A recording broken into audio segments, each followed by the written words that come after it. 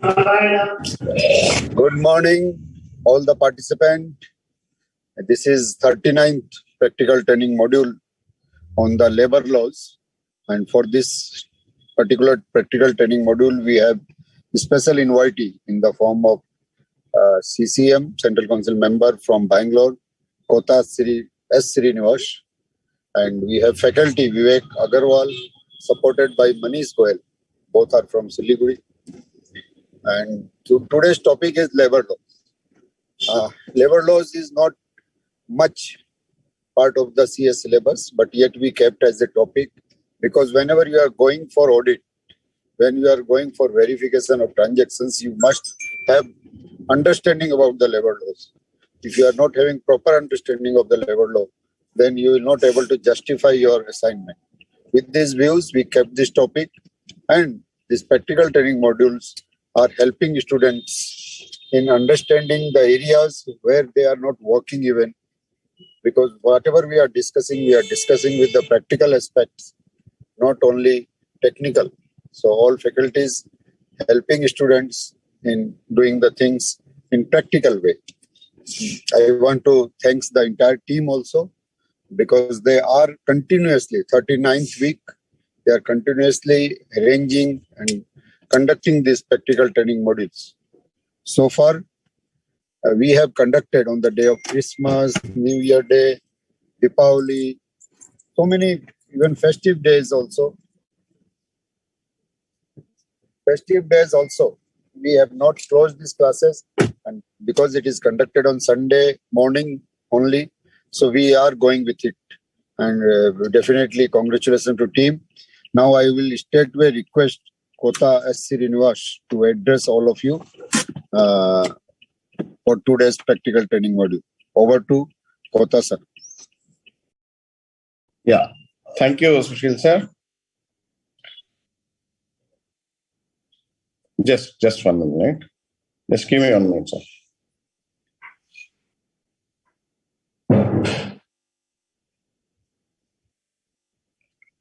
So, good morning, the Chairman SSEB, Sushil Kumar sir, and today's speaker. I think we have one speaker, CA Vivek Agarwal, and we have a moderator, CA Manish Goel.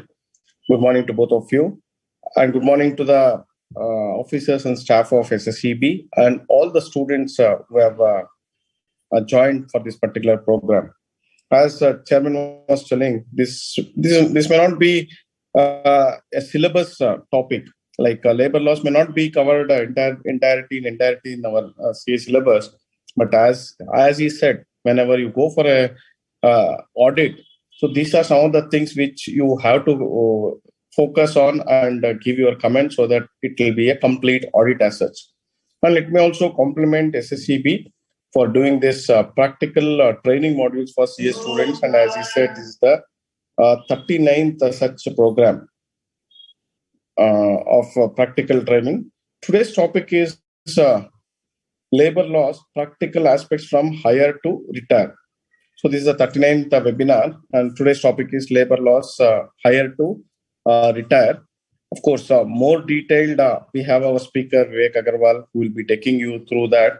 I'm only a keynote speaker, or just requested me to start off this particular program, and then I will leave for major discussion with Vivek Agarwal.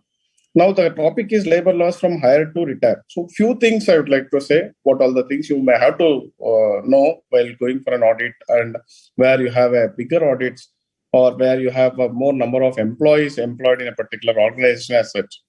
So when we talk about labor laws, there are two types. Like one is handled by state governments, and there are few labor laws which will be handled by central government.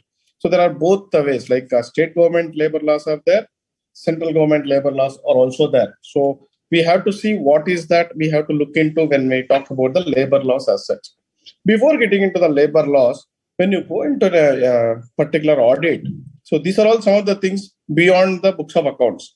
So like say you should see the working condition of a particular working environment of a particular organization, whether it is a conducive environment is there for employees to work. See, we are talking about sustainability reporting today, where we are not just talking about profit. We talk about people and planet. So when we talk about people, the human resources of an organization, we should see how best, what are the facilities that has been given to the employees in a particular organization or workers. And when once I talk about labor laws, if it is a manufacturing industry, there are various industries, manufacturing industry, where it requires various registrations.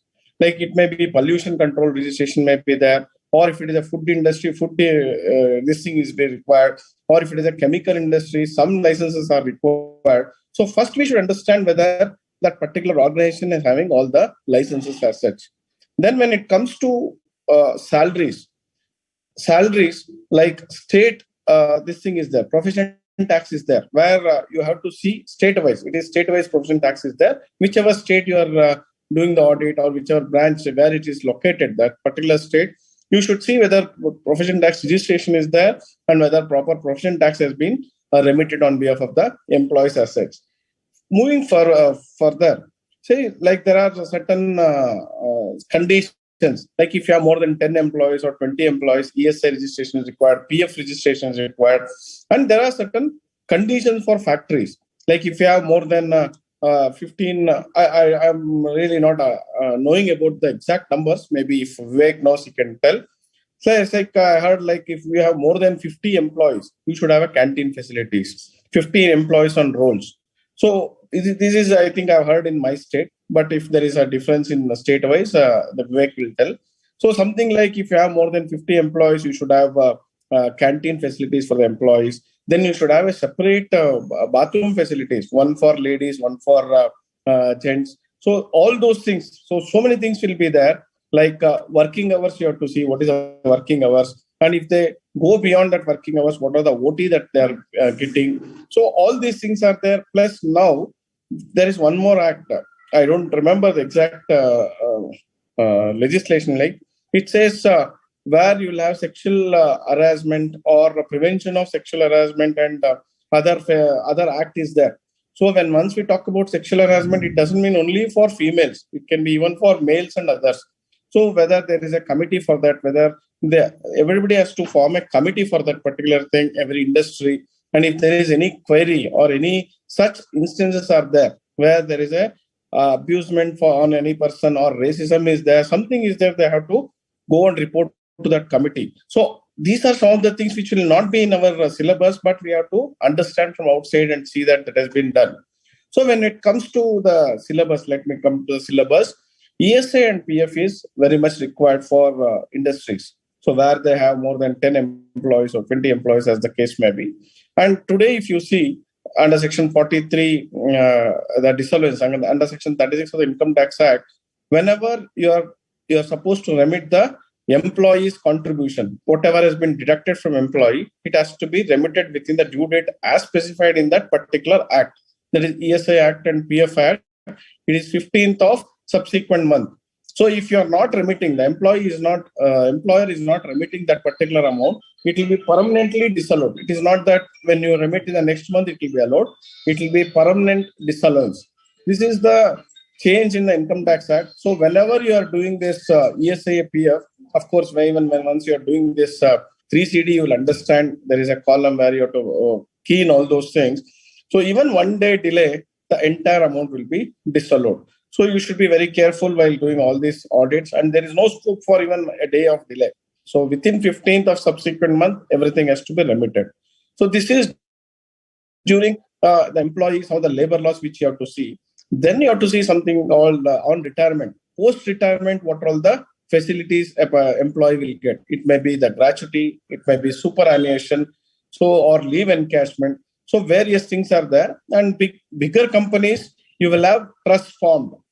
See, some companies, they will remit this PF into the PF account. Some companies, they will have their own trust, which will run this particular fund as such. It may be gratuity fund, it may be superannuation fund, or it may be PF fund. So those things are also part of our syllabus, where in income tax you can see, like you can go to Income Tax Act, Schedule 1, Part 4, you can see ABC is there. So you can just go through that. So whenever you go into the audit, when it comes to labor laws, these are some of the things, like when I said profession tax, ESI, PF, then the retirement benefits, whatever they're providing or they're paying towards gratuity, superannuation, these things you have to see. Apart from that, the general facilities that has been available. So working condition that is there, that also has to be taken care of. So these are some of the few points I thought I will share with you, so that the speaker will take you through in detail what are the implications of labor laws and how you have to approach in an audit. When you go to an audit, beyond these financials, what all the things you have to see. So once again, I thank the organizers for giving me this opportunity and asking me to share a few of my thoughts with each and every one of you. It's, I think, a 2-hour session. I request all the students to be there so that you will get a lot of insight from the speaker and you will get more knowledge on this also. Thank you once again. Thanks, SSCB, for giving me this opportunity. Thank you, Kotavai, for discussing the topic, outline of the topic. Thank you very much for coming and addressing our students. Now I'm requesting office to please move ahead with the session. Thank you, Chairman, sir. And thank you, Kotha, sir. Students, we are very fortunate to have today with us our Honorable Chairman, sir, C.H. Sushil Goyal, sir, and also our Honorable Central Council Member, C.A. Kotha S. Srinivas, sir, who is a Chartered Accountant and also a Cost Accountant. He has served the Institute for over 2 decades as a student. He has also served the Institute over 2 decades as a student committee member of SICASA, 9 years as regional council member of SIRC, and also he's the chairman of SIRC of ICAI. Now, in order to take today's session forward, we may now request our session speaker, C.A. Vivek Agarwal ji, who is a professional speaker, faculty, and also a speaker who is into full-time practice under his proprietorship. And now he'll be taking our session for today, which is on labor laws. I welcome you, sir, to take forward for the session. Also introducing Manish Goyal, sir, who is also a past chairman of AIRC of ICAI, who has also served as a vice chairman, secretary, and treasurer of AIRC of ICAI. Both of these sirs will be taking our today's session on labor laws. Now I invite C.A. Vivek Agarwal ji to take up the session, please, sir. Good morning, everyone, and thanks a lot for allowing me to take the session forward. Sunday cannot get better than this when it starts with interactions with the future of our profession. My modern area practice for chartered accountants like us is full of challenges, more so when it comes to upgrading ourselves on a regular basis with the very frequent changes and updates in the laws. I'm sure we must have been hearing from the leaders of our profession that we need to think out of the box to make a position for ourselves as professionals in the current scenario. Hence, it's time for us to think wider and explore further areas and opportunities where we can really add value to our profession. Labor laws is one such area of practice where, as groomed chartered accountants, we can really be a boon for our clients. The value a CA like us can add to the HR management and accounting is unparalleled, and believe me, these days corporates look up to CAs to come forward and add their expertise in these areas too. Today's session, my friends, is mainly going to highlight the practical aspects of employment and compliances on labor laws. There are more than 35 laws presently prevailing, which governs the labor and industrial laws with separate compliances. If time permits, we shall try to cover as much as possible. We'll be covering the basics of various laws and their practical implications today, so it is easier for each one of us to link the discussions when we go back home and study the laws individually. Without taking much of our time to start, let's begin with the session today and get back to the basics once. Am I allowed to share my screen?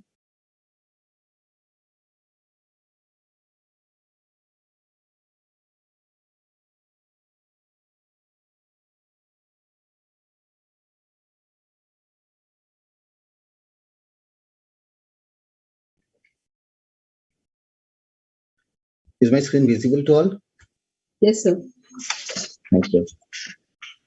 So as we said, let's get back to the basics once. We'll start off the session. Why do we need labor laws? let us ask some few questions to ourselves, and I'll be having the pleasure to answer them for all of the students with us today. Why do we need labor laws? Do we need them to regulate the employees or the employers? I'm sure there must be a doubt in our minds that whether labor laws are required to regulate the students, the employees, or the employers. We'll have to keep in mind that the regulations under different labor laws are meant to regulate both the employees and the employers. There are several labor laws, as I said, and most of which are built in to regulate the employers, the area, the conditions of service, as Mr. Srinivasan just told us during his keynote speech. And there are certain laws where certain restrictions are built in for the employers. How do they employ the employees, and what working conditions they give. The POSH, the Prevention of Sexual Harassment Policy, is one of them. We go ahead and ask another question. This is a bit out of the syllabus today, but still I thought we need to understand which law authorizes us to make a TDS deduction. I think most of us will think that it is the Income Tax Act 1961. But no, let me correct you that it's not the Income Tax Act 1961. We'll come back to the answer in a few minutes. Another similar question, which law authorizes us to make the EPF deduction from salary? Again, do we think that is the Employees Provident Fund and the Miscellaneous Provisions Act of 1952? We might be thinking so, but I'm sorry, it's not there. Again, which law authorizes us to make an ESI deduction from the salary? Again, it's not the ESI Act if you're thinking so. Friends, we must have heard of a law which had been implemented pre-independence in the year 1936. It was the Payment of Wages Act 1936. So any deduction which an employer is supposed to do from the salary, be it a deduction for absenteeism from workplace, be it a deduction of fine if you have resulted in a loss of an asset or revenue for the employer, be it the Provident Fund deduction, the ESI deduction, or the TDS deduction. The Payment of Wages Act of 1936 authorizes us as an employer to make the statutory deductions from the salary of the employees. So whenever you find, we go on an audit and we find that there is a certain deduction which has been made from a salary, the first thing we need to do is go and refer to the Payment of Wages Act, whether that law authorizes the employer to make those deductions. I'd like to bring forward a certain scenario here. There are certain employers, we must have seen that they have been making deductions from salary on account of certain amount of as a security deposit, so that the employee continues to be in employment for a fixed period of months or years. Say if you are hiring an employee and you're telling him that yes, we'll deduct 5,000 rupees from your salary every month, and after you complete 2 years of service in our organization, we'll refund either 50% or half or the 100% of it, be it without an interest or with an interest, doesn't matter. Now, do we think that this is a statutory or an authorized deduction? The Payment of Wages Act 1936 does not authorize an employer to make any such deductions of security deposit from the salary. So whenever we go and experience an audit where a certain deduction is made, we should first go and refer to the Payment of Wages Act 1936, whether that deduction is legal or not. Continuing further, can we think of a law, which is a labor law, which is applicable to an establishment with 0 or no employees? Strange. No employees, but a labor law is applicable. Yes. The Shop and Establishment Act is prevalent in most of the states in India. And it's applicable to an establishment even with no employees. You need to register yourself under the Shop and Establishment Act within 1 month of obtaining the adequate trade license or whichever license is applicable to you to start a business under your establishment. And after that, as you keep on adding the employees, those employees need to be updated within that registration. Now, when does the Provident Fund Act becomes applicable to an establishment? I think we have heard from Srinivasan sir that yes, when an establishment achieves a strength of 20 employees or more, the Act becomes applicable. However, under the Provident Fund Act respectively, it is there is a clause for a voluntary registration under Section 1(4), where an employer may get a registration voluntarily even if he has less than the statutory limit of 20 employees. In that case, the employees existing on the date of registration also need to give a consent to the department that yes, they are also willing to come and become part of the Provident Fund Act, even though the act is not applicable to their employer. Going forward, when does the ESI Act becomes applicable to an establishment? Presently, we'll not differentiate between establishments. We'll be having a particular few minutes of session on the ESI Act. To start with, the State Insurance Act 1948 is applicable to an establishment as and when the establishment has an employment strength of 10 or more employees. Let us keep it restricted to this much at present. Now, again, repeating what Srinivasan sir just informed us, that there are several laws where the control and the implementation of the laws are with different departments, different governments. There are 4 categories of laws, as we can see on the screen now.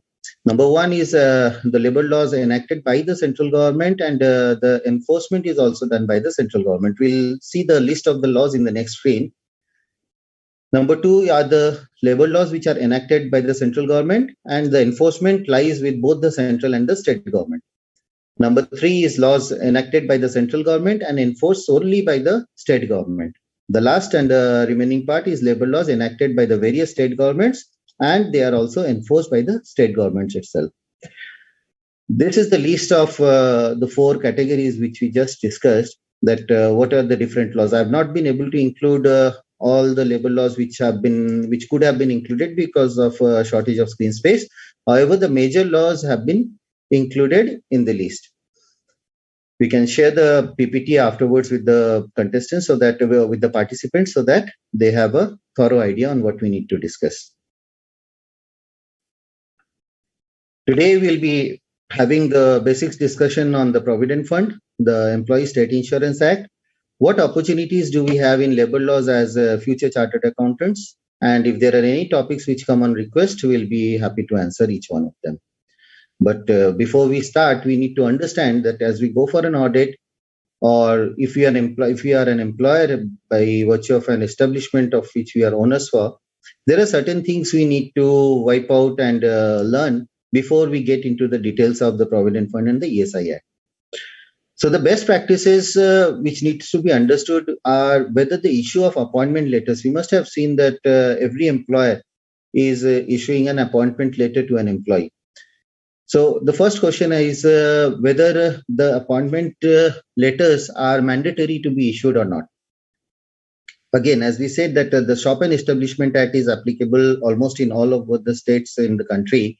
The Shop and Establishment Act makes it mandatory to issue an appointment letter within 3 days of the joining of the employee. The Shop and Establishment Act also prescribes a standard format of an appointment letter, which is named as Form X.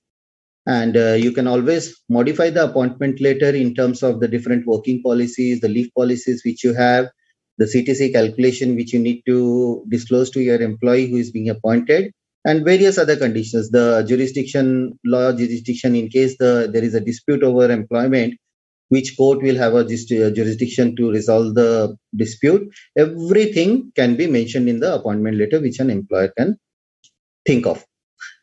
Now, appointment letters are the sole weapon in the hands of the employer and the employees too when it comes to resolving a dispute between them. So the drafting of the appointment letters is very, very, very, very technical. Even one point which you keep in an appointment letter which is against the law, any law out of the 35 laws, there might be cases where 25 laws are applicable to a particular industry. So if your appointment letter goes in against of any one of the provisions of the applicable labor laws to your establishment, your appointment will be void as an issue and will be non-enforceable. That means either the employee or an employer, whenever you go to a court to resolve a dispute, then your appointment letter will be void. The dispute will be resolved only in accordance with the laws and not in terms of an appointment letter. What needs to be part of an appointment letter and what needs not be part of an appointment letter, or what brings an appointment letter to be a void appointment letter. As we go forward in a discussion to the 12 points which we see in the screen, we'll be able to make up our mind that how do we need to draft an appointment letter. The second point which we need to discuss is apprentice and a trainee. We have two questions on the screen. Who can appoint an apprentice or a trainee, and who can be appointed as an apprentice or a trainee? Now, the apprentice or a trainee, the appointment or the engagement of an apprentice or a trainee is again controlled by a specific act, the Apprenticeship Act. Who can appoint? First thing, when we think about an apprentice or a trainee, appointment or engagement of a trainee can only be done in a training institution. Exception to the training institution is if an employer or an establishment does have an adequate infrastructure to provide a training facility to an apprentice or a trainee. For example, in articleships, we have students under us as chartered accountants who are appointed as apprentice for a fixed period of time during their study curriculum. So if a particular course determines that yes, a student needs to be under a practical training for a specified period, be it 3 months, 6 months, 3 years, or 1 year, whatever be the case, then such students can be appointed by an institution or an establishment which has adequate training facilities in their premises. So who can appoint? The question is resolved. Number one, training institution or any other institution having the adequate training facilities. Now, who can be appointed? We have seen different establishments in our practical working career that establishment appoints a particular person who is not undergoing a course anywhere, but just takes up an employment and names him as a trainee. Just yes, for 3 months you will be under a training. After 3 months, if your training is satisfactory, then you will be in our permanent payroll, and otherwise your training is complete, you can leave after 3 months. That is not a correct practice. That is an illegal practice. Even those, in that case, if you term a trainee who has not been referred to you from an educational institution or a institution which is providing a particular course, for example, a hotel management institution makes it mandatory to have a practical training in a hotel environment for its students who are undergoing the hotel management course. So those sort of students who can be appointed by a hotel who is functioning and has the adequate facilities to provide the training for those students. So this is all about apprentice and the training employee. I remember Srinivasan sir was talking about the prevention of sexual harassment. Now, when we come about to discuss about the trainee, we should remember that trainees are not deemed to be employees under any of the laws which we can think of. They are apprenticeship under the Apprenticeship Act. But there is only one law which makes the trainees covered under the definition of the employee. Section 2F of the Prevention of Sexual Harassment Act. So Section 2F, apart from all the categories of employees, also include trainee in the definition of employees for the policy, the POSH policy to be applicable for. All the other acts, there is no other act where a trainee is deemed to be an employee. CTC, the third point we have on the screen. We must have all heard about the CTC's cost to company. Means what is actually CTC? The cost of employment or hiring a particular employee on your payroll for a particular period, be it a monthly or a quarterly, half-yearly or an annual CTC. So at the time of employment, when we hire an employee, we generally bargain with the monthly salary or the annual CTC. So if I'm being hired by any one of you and we sit after my appointment is confirmed, we discuss on the salary part. So whatever the salary, whether the salary is equals to the CTC? No, it is not. The cost to company will also include the different benefits which the employer is giving to the employees, whether it is in kind or in cash. In kind, if you are giving a flat to an employee, the cost of maintaining or hiring of the flat is also to be added to the CTC. If you are giving him a free gardener, the cost of gardener will also be included in the CTC. If you are covered under the Provident Fund and the ESI Act, the employer's contribution to the Provident Fund and the ESI will also form part of CTC. There are certain instances where we have seen that employers have been categorizing the gratuity liability under CTC. So as auditors, when we go and check the salary structures and everything, we should have an idea of how to calculate the CTC2. So apart from the regular monthly salaries, whatever perquisites the employer is giving, those needs to be added. And whether gratuity has to be added to the CTC has been a matter of dispute between different employers. However, we suggest, since at the time of hiring an employee, the gratuity is not applicable to an employee. The gratuity becomes applicable as per present prevalent laws. The gratuity becomes applicable only after 5 years of employment. So hiring an employee today and including the part of gratuity in the CTC for the first 5 years is not the correct way of doing it. However, if you can apportion the gratuity component for the first 5 years monthly, then you can include this gratuity component in the CTC, but it's not advisable at all, since the liability of payment of gratuity only accrues after 5 years of employment. The fourth thing, the increments, the annual or the periodical appraisal, the rise in salary, the hike in salary for an employee, whether it is a right to receive by the employee or whether it is an employer's discretion to give an increment. There is no law prevalent in the country today which gives it or which makes it mandatory for an employer to give an annual increment in salary. There is no law. So absolutely there is no right to receive an increment by an employee's end.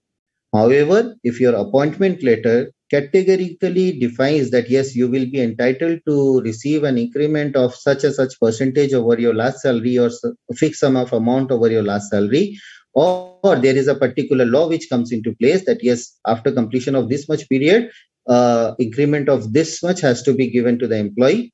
There is only one exception to this rule. I'll discuss it after this. Then the increment or the right to receive accrues on the basis of the appointment letters. In all other cases, the increment is at the employer's discretion based on the performance or any other criteria of evaluation which the employer might instigate in its establishment. The exception which we are talking about is schools, educational institutions which are falling under the state government directives. The state government has certain criteria based on the qualification of the employees, where an annual increment has to be given to the employees based on the salary structure with the state government prescribes. So apart from those educational institutions which follow the state government directives on the salary, there is no particular organization which needs to give an increment mandatorily within the salary. Leave policy. What is the leave policy? The total policy of the leaves, the monthly or the annual leaves which an employee is scheduled to receive or get within a particular year, be it a calendar year or a financial year. The policy might be different for different categories of employees. The policy might be different for different states. If the company is having different branches in different states, then the leave policy might be different for different states also. The leave policy will also be different between genders, since maternity leave has to be given only to female employees. Concept of overtime. We all know that if you are working beyond the stipulated working hours, you are statutorily required to pay overtime to your employees. The payment of overtime is generally double the rate of your normal working normal salary, hourly salary. Overtime is generally calculated on an hourly basis, and the scheduled working hours under the different laws in the country is 8 hours plus 30 minutes recess for a lunch or a break in between. So 8.5 hours is the scheduled salary. If you're keeping an employee for 20,000 a month, it means for excluding the leave policies, whatever the working days he or she has, she'll be working for a 8.5 hours duration in your factory or in your establishment in each day. So apart from those 8.5 hours, if someone is working 1 hour extra in a day, that needs to be paid at double the rate of the normal wages. Notice pay. What is notice pay? Notice pay is generally paid or accounted for at the time when a particular employee is laid off, or he is terminated, or on the vice versa, an employee comes and gives you a resignation. So notice pay has to be for 1 month or 3 months is again a practical difficulty which we find. So we have seen appointment letters where notice pay is given to be 1 month. We have seen appointment letters where notice pay is stated to be 2 months or maximum at a 3 months. But is there any law which makes it mandatory to describe or categorically state that the notice pay will be 1 month or 3 months? Before we discuss on notice pay, we need to understand the period of probation of an employee. What is probation period? The probation period is a period where an employee is hired with you and he is not confirmed. So before the employee is confirmed in your employment, that means you confirm that employee in writing, only then the employee becomes a confirmed or a permanent employee. But before that, if your probation, the employee is on a probation period, at that time the probation period continues. The notice period also depends between the probationary employee and a confirmed employee. If an employee comes and leaves the service during the probation period, or on the vice versa, the employer terminates the service during the probation period, the notice pay has to be a minimum of 1 month. You can have a notice pay of a higher duration during probation period, but during the probation period, the minimum criteria is for a 1 month. However, for confirmed employees, the probation period increases to the notice period increases to 3 months. Now, does an employee becomes permanent on enrolled with Provident Fund or ESI? This is a myth.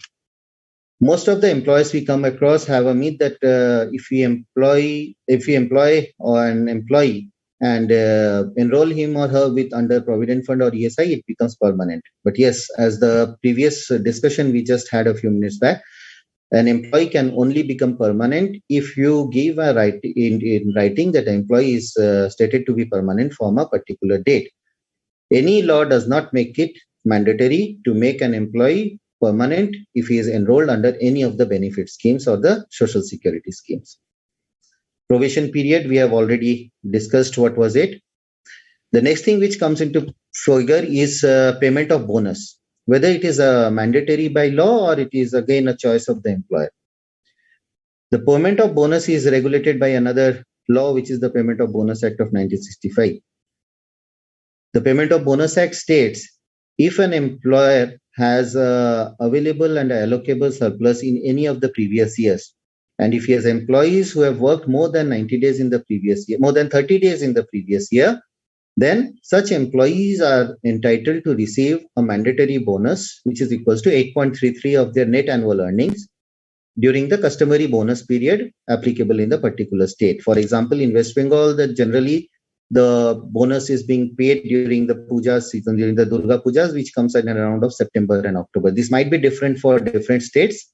Generally, bonus is paid during the festive seasons.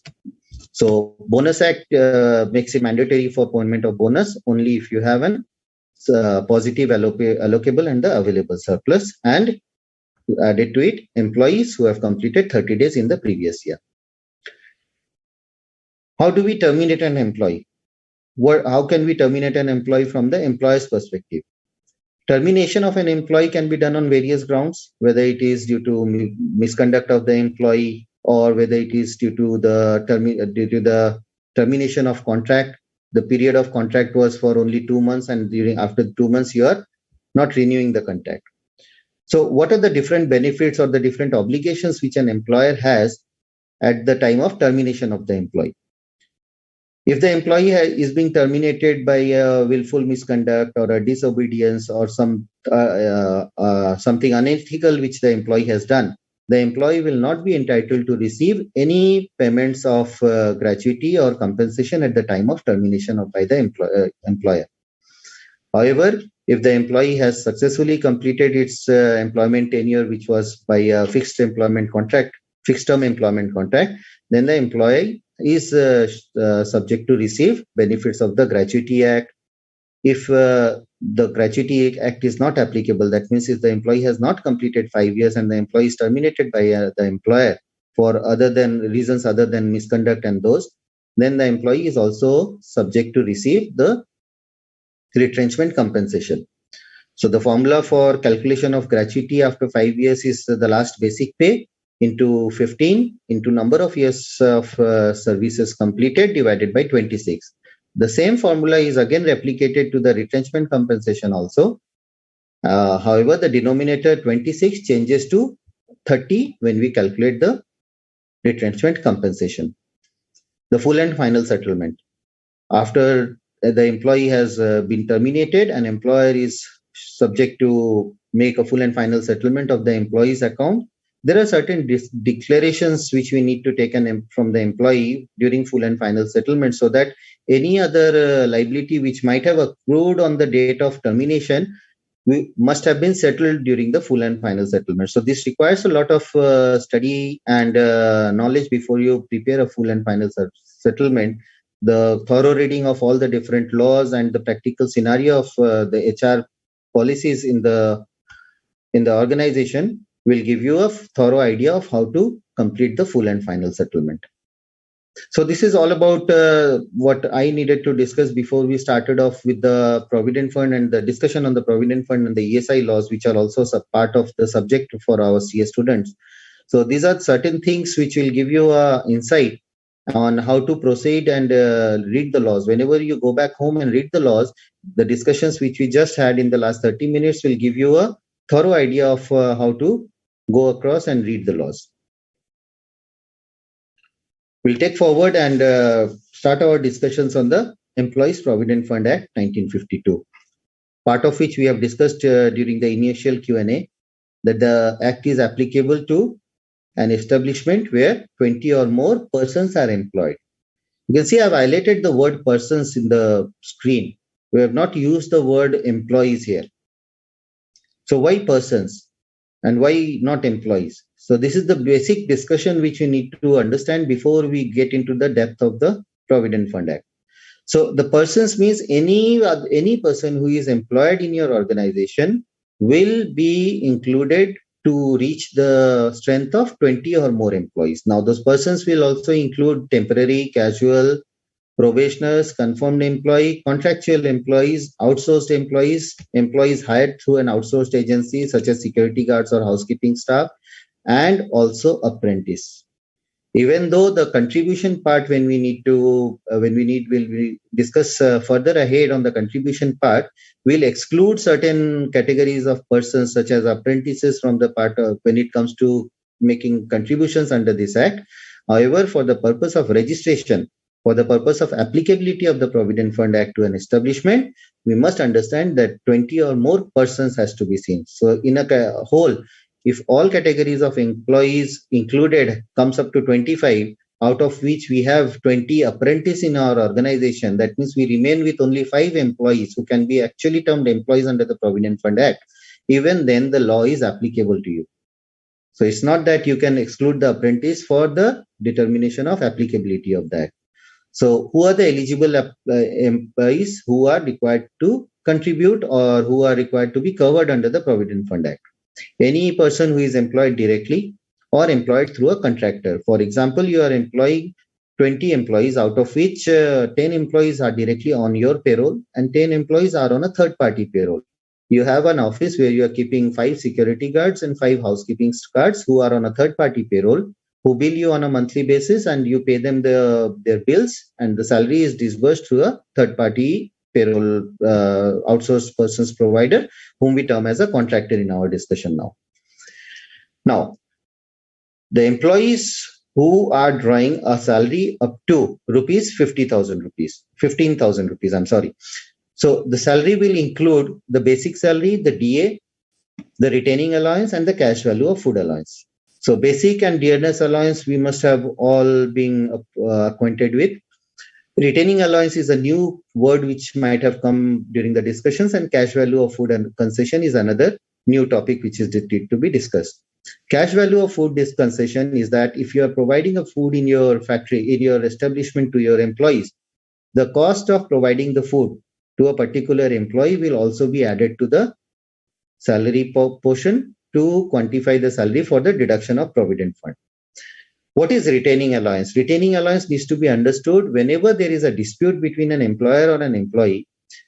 The first thing which an employer needs to do is initiate a disciplinary proceeding against the employee after issue of the show cause notice. This is the disciplinary proceedings, the show cause notice. These are all discussed in the Industrial Disputes Act. So at the time, during the period, the disciplinary proceedings is in force. At that time, then employer needs to pay 50% of the gross salary to the employee as a subsistence allowance, or we can tell it as a suspension allowance because the employee is suspended. So you need to retain him on your payroll with a 50% of his salary, of his monthly salary. So that 50% of the monthly salary paid as the subsistence allowance during the period of suspension is termed as retaining allowance. So I think we have a clear-cut discussion now that the basic DA retaining allowance and the cash value of food concession is included as a part of salary. An employee is drawing a salary of up to 15,000 rupees are statutorily required to be covered under the Provident Fund Act. As discussed earlier, the apprentices are not treated as employees under this act, but they are included when we talk about persons and we think about calculating the strength of 20 in our establishment. So from an audit perspective, whenever we go in an establishment and find that there are say around 15 people on payroll, and out of after 15 people there are 4 or 5 apprentices and 4 or 5 contractor employees, then the act becomes applicable on establishment. We need to report that wherever we need to do that. The rate of contribution.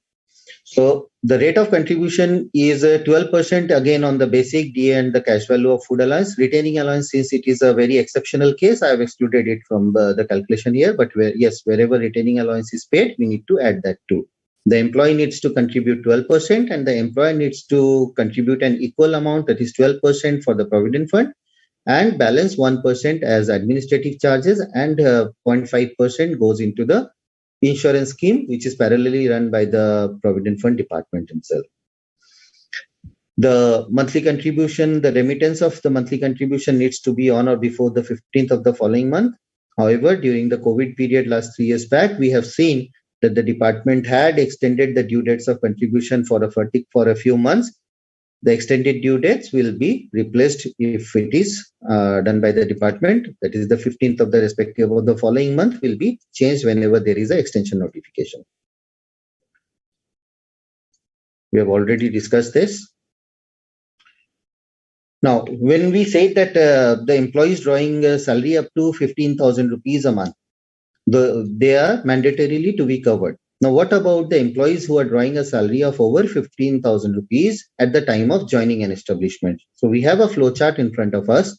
This flowchart will define the concept of an excluded employee. That is, excluded employees are generally employees who are drawing more than 15,000 rupees in a month. So we start off from point A in the screen.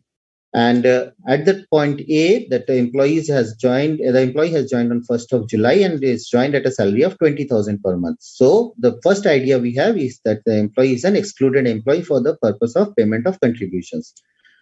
On that date, we need to obtain a Form 11, which is prescribed under the Provident Fund rules from the employee. The Form 11 has to be not to be submitted to the department anywhere, but has to be retained in your file. At the time of inspections, the regular inspections are conducted by the Provident Fund department. So during inspections, the department might ask you to supply them a copy of the Form 11. Now, as an employee joins in your establishment on 1st July 2021, we have to check whether he has a old UN. What is a UN? It is a universal account number. We'll discuss about universal account number in the next stream. That is a registration number of the employee under the Provident Fund Act. Let us to be brief at this point of time. So whether the employee has an old UN, that means he must have worked in a previous establishment where he was covered under the Provident Fund Act and he has been given a registration number in the form of his universal account number. We assume that the employee has an old UN. The second question we need to ask the employee whether the employee has withdrawn the Provident Fund balance with the previous employer. If he has withdrawn the Provident Fund accumulations of the previous employer, then he is strictly to be an excluded employee. That means a new employee for your end. However, if he has not withdrawn the Provident Fund accumulations from the previous employment, then he cannot be termed as an excluded employee. Now, whether at times when we term the employee as an excluded employee, the employee on the date of joining has three options. The first option, he can choose not to be under the Provident Fund ambit, and he need not contribute any amount to the Provident Fund. The second option he can continue to opt for contributing 12% as the employee's contribution on a maximum salary of 15,000. The limit of 15,000 we have already discussed, that is rupees 1,800 rupees from his salary every month. The third option which an employee can have is allowing deduction of 12% of the total amount of salary, that is rupees 20,000. So these are the three scenarios at the date of joining if the employee is determined to be an excluded employee. Option 1 with no PF, option 2 with 1,800, and option 2 is 2,400. So an employee can choose any of the three options. The three options are progressive. Say an employee chooses option number 2 at the time of joining, then during the continuance of employment, he cannot go back to option number 1. He can go forward to option number 3, but cannot come back to option number 2. In case the employee is not an excluded employee, that means he cannot choose option 1. He has to choose either option 2 or option 3. So this screen and the flow chart gives us the complete idea of how to categorize an employee into an excluded or a contributing employee. We'll move forward. The filing of returns. The filing of returns have been completely simplified under the Provident Fund Act presently with the online ECR regime into place. ECR is electronic challan cum return, which is filed once every month by the employers, including the details and the salaries and the contributions under the respective heads every month. It is a simple text file which can be generated without using any software at all and can be straightforward uploaded on the Provident Funds portal. Once you upload the ECR, you need to confirm the details after checking it online, whether all the figures have been accepted by the portal as you wanted it to be done. And after the initial check is done, you need to confirm and the return is finalized. Any ECR can be changed multiple times before the payment of contribution is done in respect of that particular ECR. However, if the payment is already completed, there is no way that you can modify or change the ECR. So the new ECR regime which has come into place have abolished a lot of monthly returns which we needed to do at time when the return filing was manual around 10 to 12 years back. So we need to file a form 12AR every month. Then we had to file a form 5 for the new joining employees, form 10 for the employees who have exited from employment. We had annual returns to be filed in the form of form 3A, form 6A, and various other returns. So the new ECR regime which has now come into place, once you file the monthly ECR is done, then there is no other return which needs to be filed. Only the employees who are exiting from employment in a particular month, you need to update the date of exit in their particular universal account number data. That's all.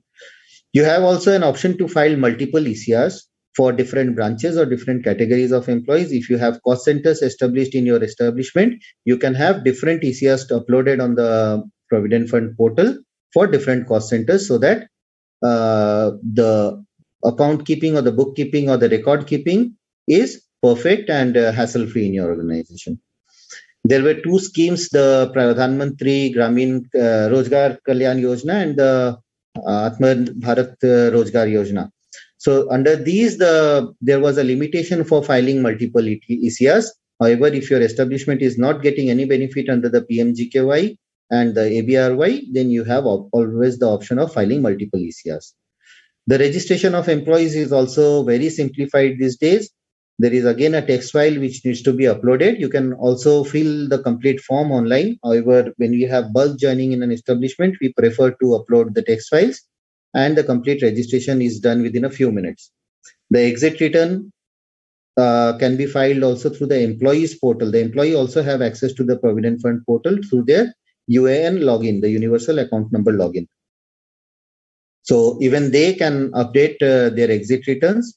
There are no more annual returns with the Provident Fund filing.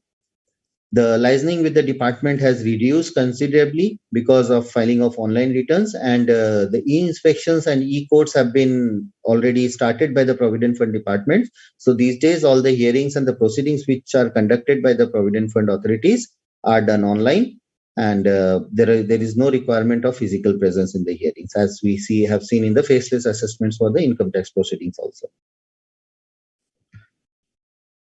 Now, provident fund compliance on the casual or the daily rated workers, more so ever this is in the construction industry.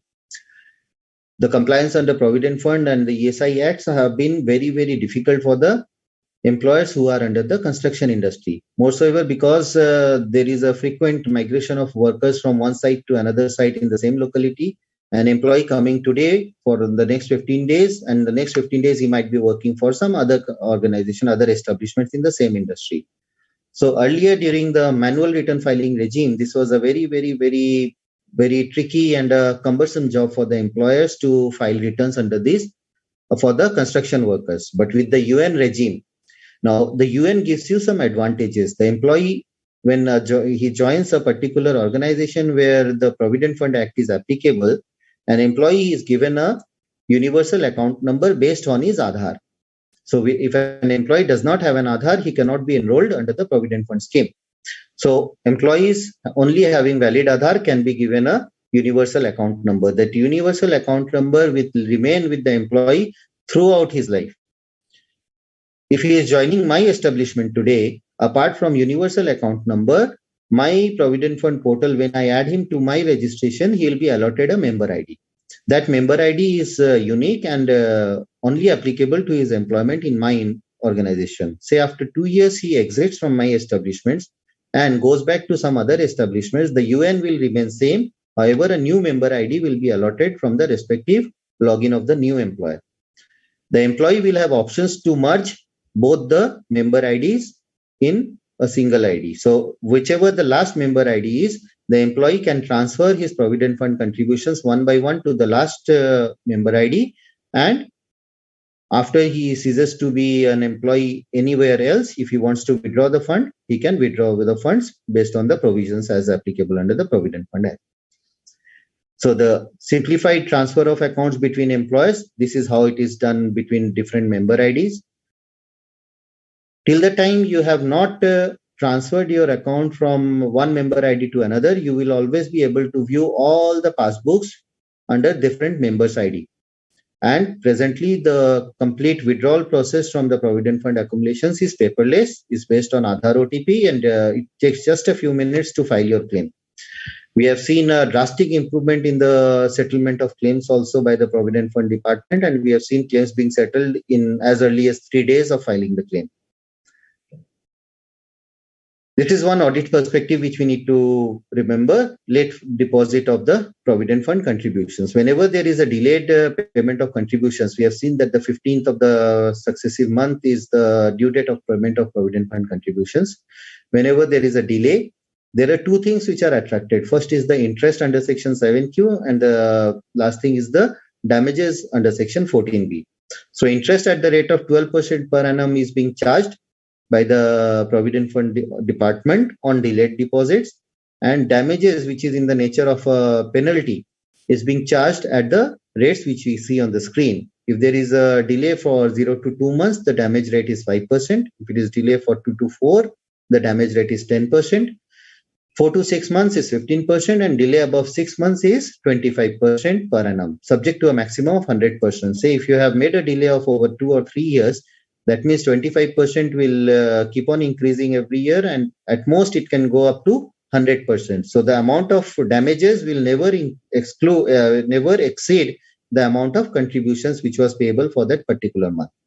So this is all about the levy of interest and damages. There is a clause for reduction or the waiver of damages, but it is considered only for the Sikh industrial companies which have been going under the rehabilitation scheme sanctioned by the BIFR. So we should always encourage employees to deposit the dues in time and avoid the penal damages and interest, since penal damages and interest can go up to 37% per annum.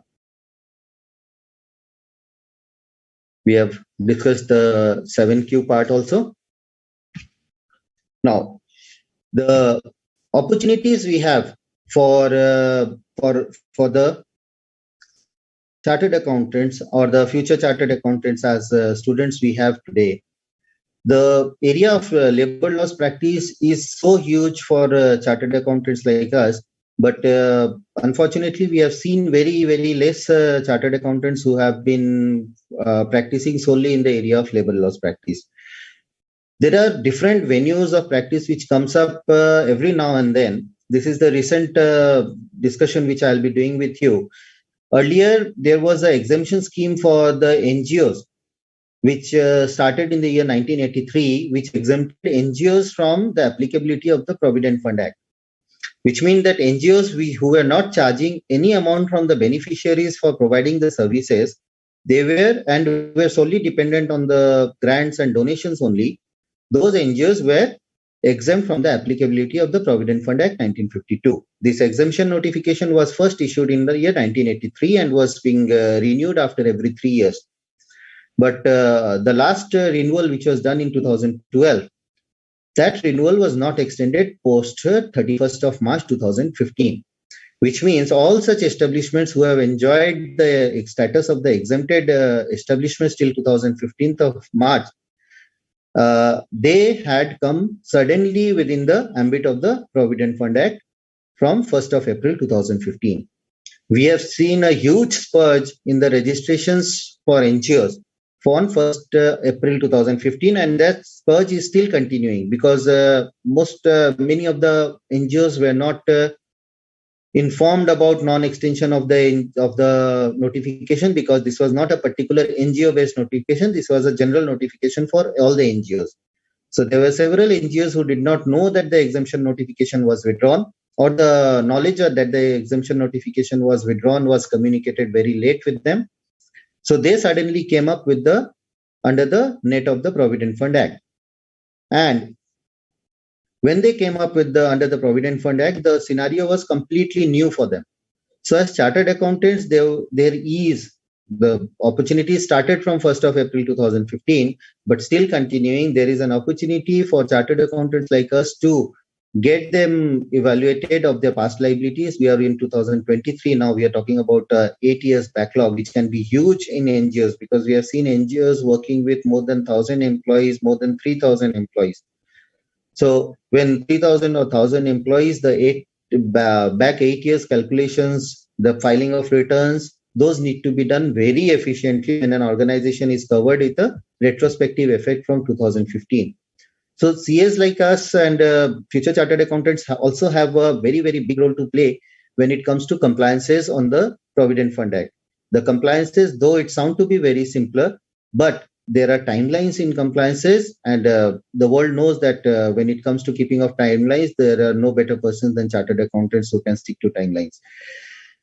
Then there was a judgment of the Supreme Court in the year of 2019, February 2019, where several allowances which were not earlier treated part of salary had come into question.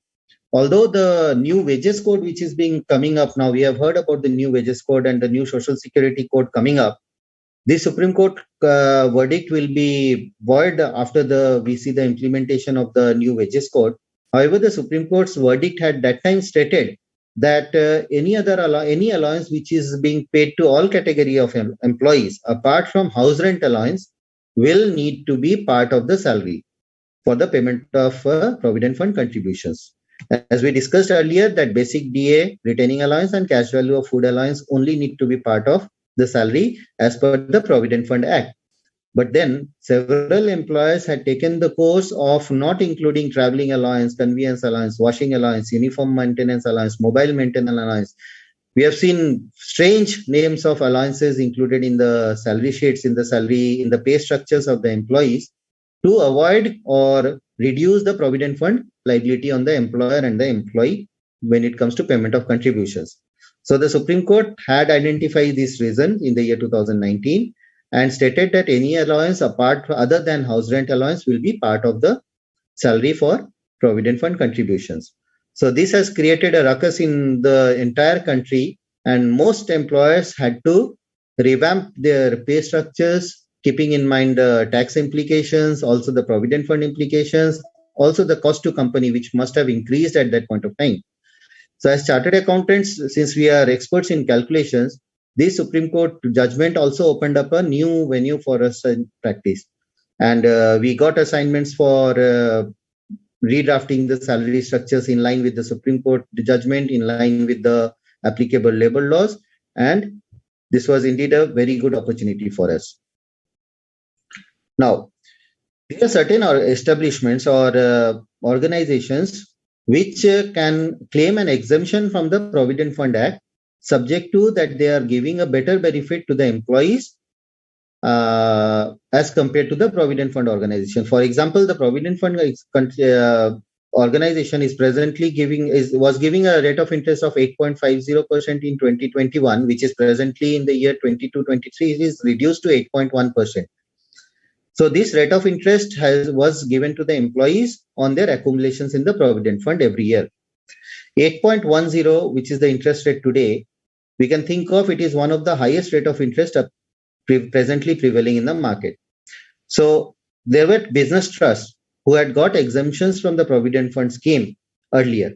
They were required to maintain the Provident Fund accumulations in their own trust and give their employees the benefit of interest which was at par or higher with the interest which the Provident Fund department was getting. Over the last few years, we have seen that there is a regular decline in the interest rates in the instruments which the exempted establishments had been investing, which is resulting in losses which the parent company needs to bear. So we have again seen a spurge these days to come forward and surrender the status of the Provident Fund exemptions. The transfer of the past accumulations, the past deposits which are with the trust needs to be done with the Provident Fund department.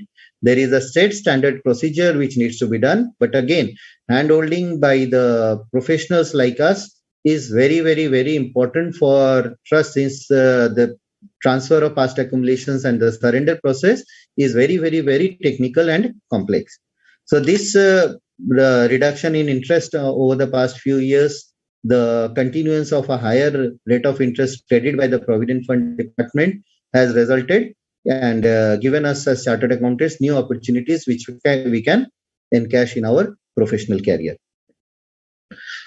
So this was all about which I needed to discuss on the Provident Fund Act, because today's discussion was mainly on the practical aspects. However, the discussion on the complete Provident Fund Act cannot be done in a short span of 2 hours as we have been allotted today. So whatever the practical aspects were there, we have discussed it in the coming Q&A session, which we have around after 40 minutes or so. We'll discuss about we'll get questions from participants, and if there are questions, we'll be happy to answer them on Provident Fund also. Vivek? Yes, sir. Vivek? Regarding this ESI you are discussing now, Yes, sir. are you discussing about the requirement of audit also, where you have more than 40 employees? Pardon, sir? In ESI Act, there is a requirement. If there are more than 40 employees, audit is required. And certification is required. Certification is required. Yes, sir. Yeah, that you are discussing, right? Yes, sir. Okay. Thank you. Okay. So the applicability of the ESI Act. So we have done an initial discussion that the ESI Act applies to establishments where 10 or more employees are appointed. 10 or more, again, persons are appointed. The definition of person, the meaning of persons will remain same as we have discussed in the Provident Fund Act. However, establishments which are earlier, which were non-seasonal and non-power using factories, those were covered only after 20 or more employees or more persons had been employed. However, with effect from 10th of February 2011, this 20 has now been scrapped. So we'll take into consideration, you must have, if you go across and read the bare act of the ESI Act, you will still find the 20 mentioned there. However, by the notification on 10th of February 2011, this 20 has been reduced to 10 employees. In West Bengal, the educational institutions and private nursing homes have been brought under the purview with effect from 26th of August 2006. And employees of factories or other establishments who are drawing a salary of exceeding 21,000 in a month are covered under the Act. The basic difference which remains under the Provident Fund and the ESI as terms with the amount of salary. In Provident Fund, we have seen that the maximum limit was 15,000. Here it is 21,000 for the purpose of ESI. In Provident Fund, we had seen that employees even drawing above the statutory ceiling, we had an option to contribute under the Provident Fund on a higher salary also. But the ESI Act, employees who are drawing a salary of 21,000 or more than 21,000 in a month, they are categorically excluded from the ESI Act. That means even if an employee wants to come under the purview of the Act drawing a salary of more than 21,000, there is no way that an employee can be brought under the purview of that. In Provident Fund, we had a inclusive definition of the salary, which was basic DA, cash value of food allowance and retaining allowance. However, in the ESI Act, whatever salary the employee is receiving from the employer, apart from the 4 exclusions which have been given on the screen, everything accounts for the salary for the employee. So the exclusions are the employer's contribution to Provident Fund, any traveling concession which is given, which means that any allowance or which is any concession given to an employee which is in the nature of reimbursements only, any sum paid to the persons to be defray special expenses entered on him. For example, you have a wheelchair facility in your establishments for specially challenged employees, so those expenses are not included, and any gratuity which is payable to the employee on discharge. These are the 4 exclusions which are from the salary for the purpose of determining the wages under the ESI Act 1948. Now, the rate of contribution, as in Provident Fund, it was 12% and 12% by the employer also, and additional 1% by the employer for the administrative charges and the insurance scheme. Here, the rate of contribution is 0.75% of the salary and from the employees, and the employer's contribution is 3.25%, totaling to only 4% of the gross salary of the employees. Now, the employees who are drawing an average daily salary of rupees 179 or less are exempted from payment of their contribution. That is, the 0.75% need not be deducted from the salary of the employees if they are getting an average salary which is less than 175 rupees per day. In that case, only 3.25% needs to be remitted by the employers as the employer's contribution, and the 0.75 will be exempted. However, the benefits of the scheme will be equally applicable to those employees as if they were contributing the 0.75%. There will be no reduction in the benefits for the employees. As in the Provident Fund, we have seen that there was a delayed payment of interest. There was an interest and damages on the delayed payment. The same table which is on the screen now, I've just taken my screen a few slides back. The same screen comes up, the same rate of interest and damages are also applicable for the late payment of the contributions under the ESI Act. Again, during the COVID period, we had seen extensions during the COVID period, extension of due dates. So extended due dates will be accounted for when calculating interest and damages. Out of the books, presently we see that there are certain instances where the department's portal is not responding, particularly during the filing days. Before the 15th, last moment, there are departmental portal clashes and all. So we have seen that the ESI department has periodically extended due dates for a few days, maybe 5 to 7 days or 10 days in several months in the last 2 or 3 years. So while reporting in Form 3CD for the delayed payments, I'll request the students and our fellow chartered accountants also to please keep a note of those extended due dates when we report the statutorily the due date of payment whenever there is an extension by the respective departments. As Srinivasan sir just reminded us, I had not included in the text here. The establishments who are employing more than 40 employees are now required to submit a certificate of compliance to the department. The certificate of compliance is not online at present. The certificate of compliance needs to be submitted offline to your jurisdictional ESI branch office or your camp office. So every employer who is employing more than 40 employees in a year, so after you file your contributions for the month of March in the year, you need to prepare a compliance report. It is simply the details of the gross contributions paid in respect of your employees and inclusive of the date of payments, and get it certified by a chartered accountant and submit it to the department after you file the returns for March in any year. So this was all about what we needed to discuss on the ESI. However, now we'll take this session forward with discussion on the departmental proceedings which come into place for the Provident Fund and the ESI. So the departmental proceedings, both the ESI and the Provident Fund departments presently follow an inspection policy. These days, no inspections can be carried on by the jurisdictional Provident Fund or the ESI offices. All the inspections are selected randomly by the Ministry of Labour directly from Delhi.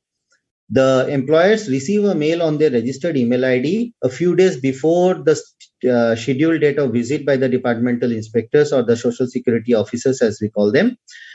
So the employer will receive the mails from the Ministry of Labour that you have been subject to inspection on these dates. Our department team, the name of the department's inspector and his mobile number will be given in the mail.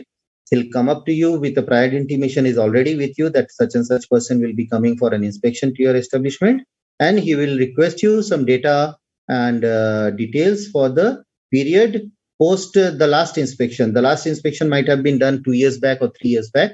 So after the last inspection, he will carry on the inspections. So what do they do during those inspections is a thing which we need to know.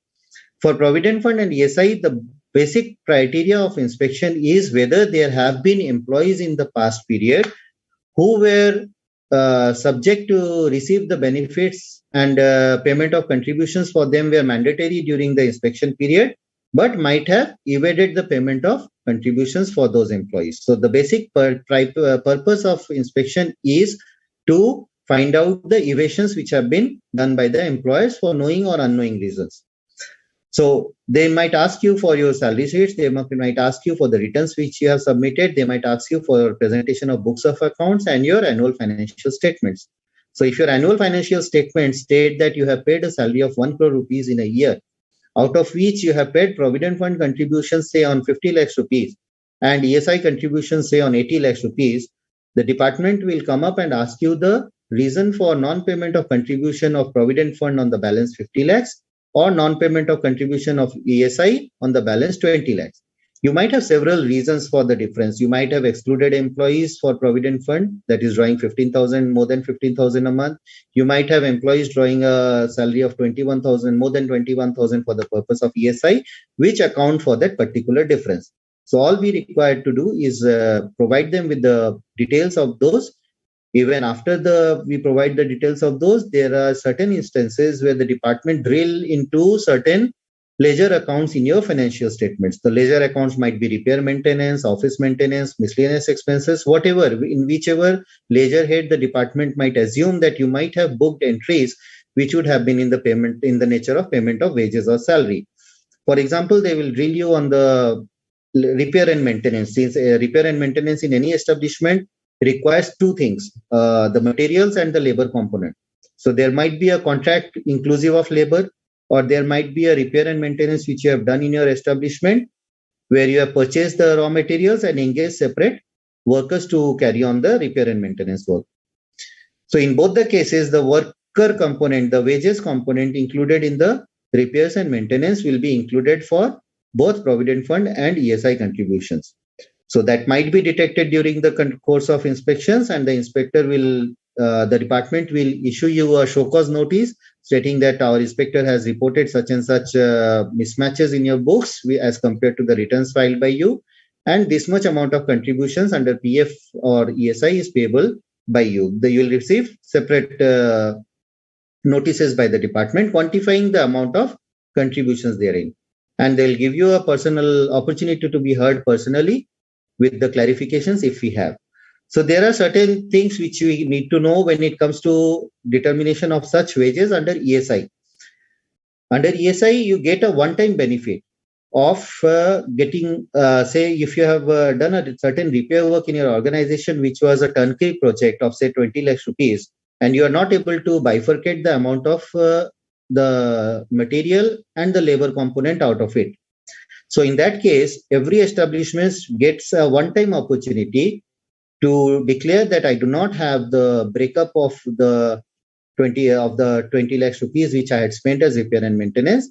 In that case, the department assumes 25% of the total expenditure as labor wages, but that is a one-time opportunity. Giving one-time opportunity means that, okay, till today you did not have the knowledge that you need to keep a separate account, but from tomorrow on, it is your onus to keep separate data for the material part and the labor wages involved in repair and maintenance. Similar might be the case when you are employing employees in your establishments through on a third-party payroll, for example, your security guards. So whenever you are paying to the security guard, the outsourced company, you are paying them out of a bill. So you have, say, around 5 security guards into 10,000 rupees a month.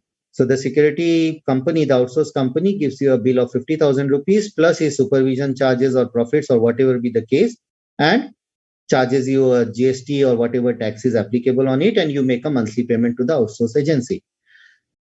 For some reason, the outsourced agency might have not have been covered under the ESI Act, or you might have the establishment might have intentionally avoided payment of ESI contributions on it. Now, when the department issues you a show cause notice finding that you have not, the employees who have been appointed on a third-party payroll have not been brought under the purview of the ESI Act by non-payment of contributions, the department will ask you to make the contributions as a principal employee. In that case, the department, since the breakup amount, if it is not possible, how much amount of profit is being booked by the third-party payroll agency, and in that case, 75% of the total bill value, excluding taxes, will be assumed to be the wages component for the payment of ESI contributions in that case. So these are the two exclusive scenarios which we need to keep in mind whenever we are discussing on the omitted wages part of the ESI contributions. Whenever we face a hearing on this part, the department terms it as omitted wages. That means the wages which have been omitted from payment of contributions under the ESI Act. Payment of contributions under the ESI Act are broken up into two particular periods. The contribution period, first contribution period starts from April and ends in the month of September every year. The second contribution period starts in the month of October and ends in the month of March of the succeeding year. So there are two contributions period. When we see that there is an employee who is existing on the 1st of April of this year in my payroll and drawing a salary of, say, around 18,000 rupees a month. And in the month of May, his appraisal is due, his increment is due, and he gets an increment of, say, 5,000 rupees from the month of May. That means for the month of April, he had been a member of ESI Corporation, ESI Act, since his salary was less than 21,000.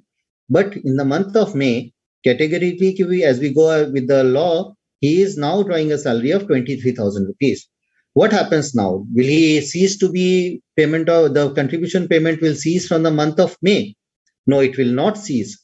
If an employee has been a member of the fund in any day of a contribution period, that is April to September or October to March, then his contributions will continue till the end of the relevant contribution period. So in this case, since he had been paid a salary of less than 21,000 in April, and even if he has been paid a salary of more than 21,000 in the month of May, we need to pay the contributions in respect of that employee till 30th of September 2000, whatever be the year, 30th of September, on the total amount of salary, that is 23,000, as in our example we have stated.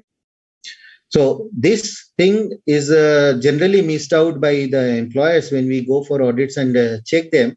So this is again an audit perspective for our students and our fellow chartered accountants, that we should check this. If there is an increment, then the incremented amount should be under ESI till the end of the respective contribution period.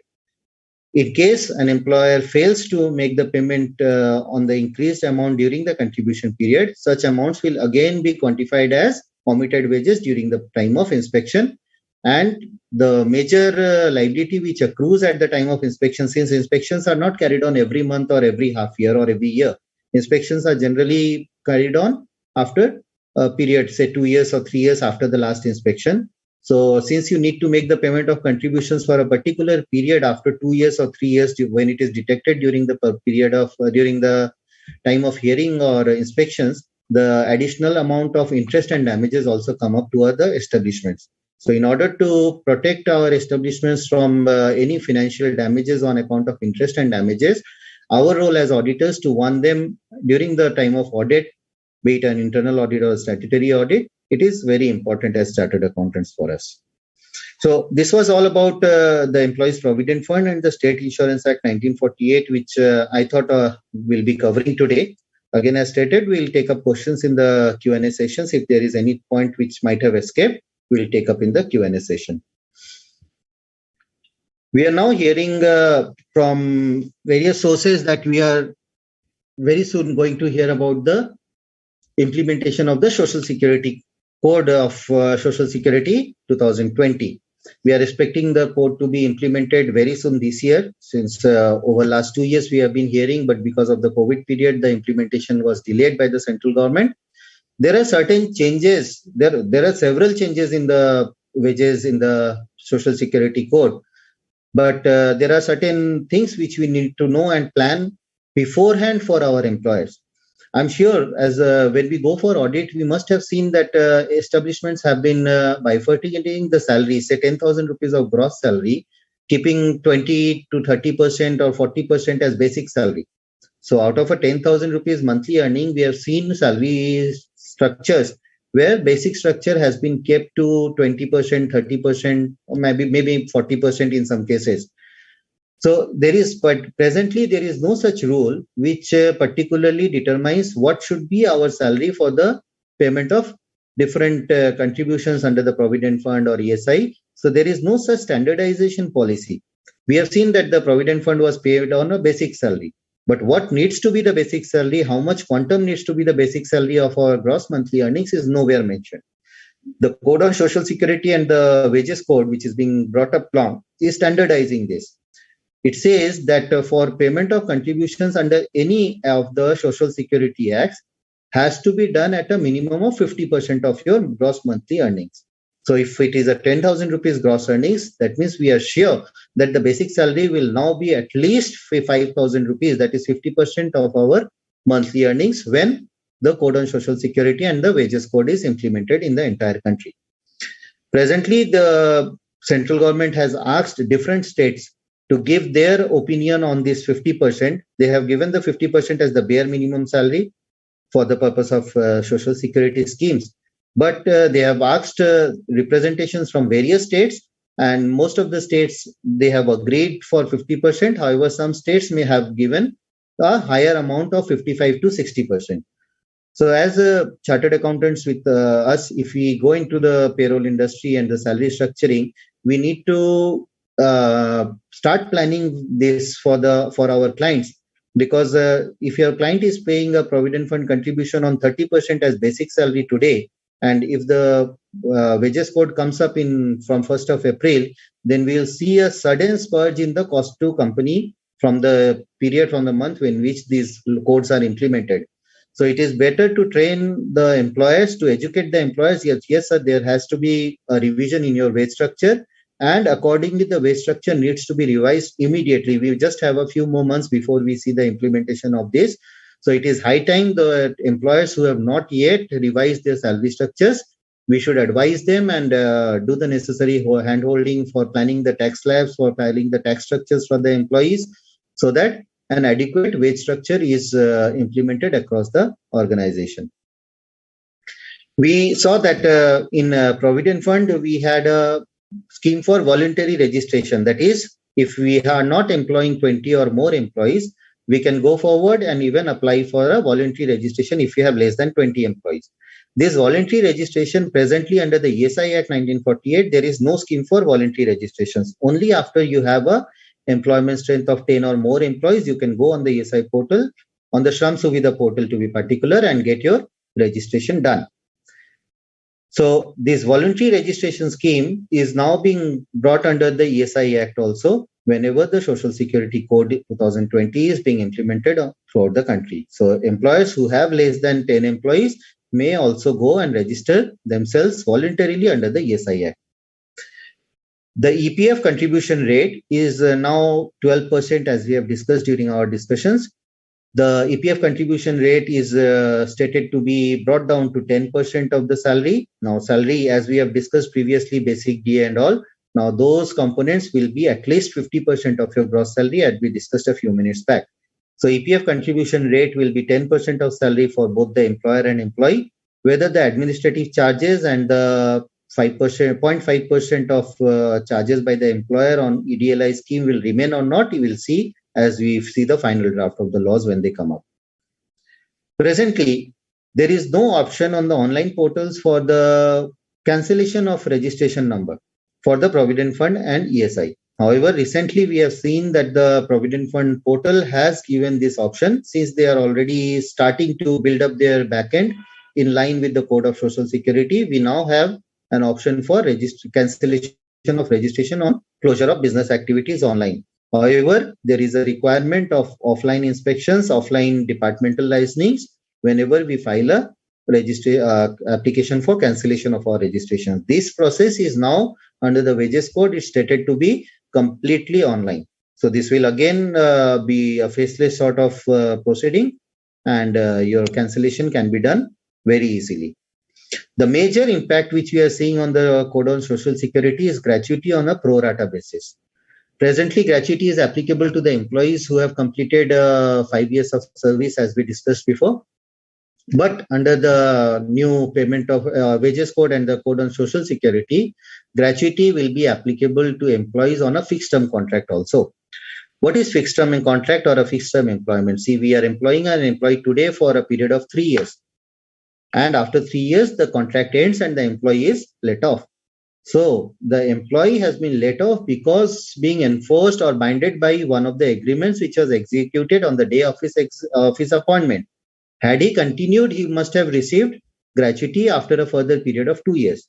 So now, under the Code on Social Security, gratuity will even be payable for employees under the fixed term employment. That is, for even 1 year, if an employee has worked in your organization or establishment, he will be subject to receipt of gratuity on a pro rata basis. Whatever the amount stands after 5 years, that will be divided on a pro rata basis subject to his continuous employment.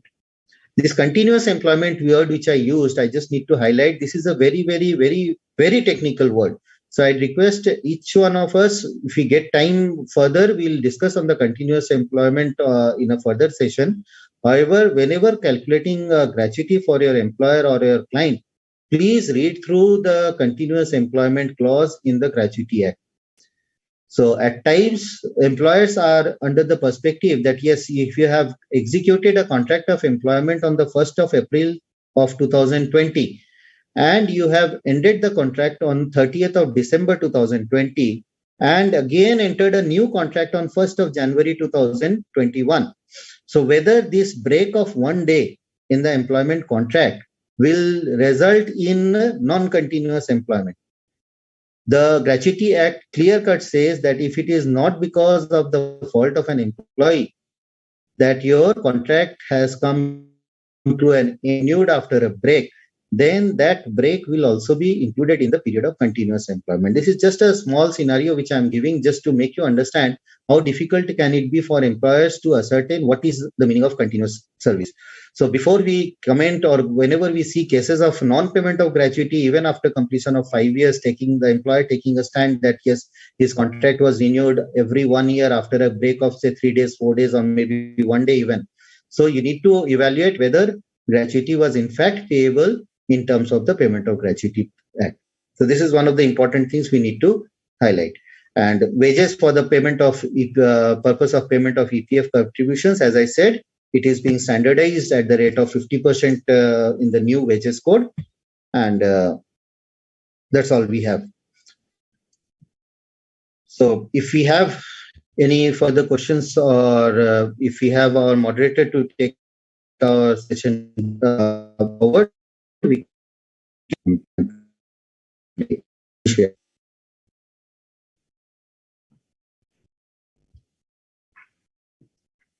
Am I audible? Yes, Vivek. Yes, we are. So I think Vivek will take the questions then. Yeah, as you wish, Pia. Okay. So I've got a few questions from the students across the country. Actually, there are many questions coming in. Let's see how much we can take, and so that all the students can be benefited. So I start with the first question. This question is from a student based in Dibrugarh, Assam, Mr. Rohit Sharma. He says that if the court has granted installments in case of an EPF, basically what he wants to say that it is a tea garden wherein used dues were pending since the last 10 years or so, and through the intervention of the court has granted 72 installments to be paid. So in that case, what would be the fate of interest and penal charges and other damages? Okay. So there we understand that the student who has asked the question is from Dibrugarh, and the present question is in respect of a tea garden. So in Assam, for tea garden workers, there is a state implemented Provident Fund Act. So the Employees Provident Fund is not applicable to tea gardens in Assam. There is a state government's Provident Fund Act which is applicable in Assam.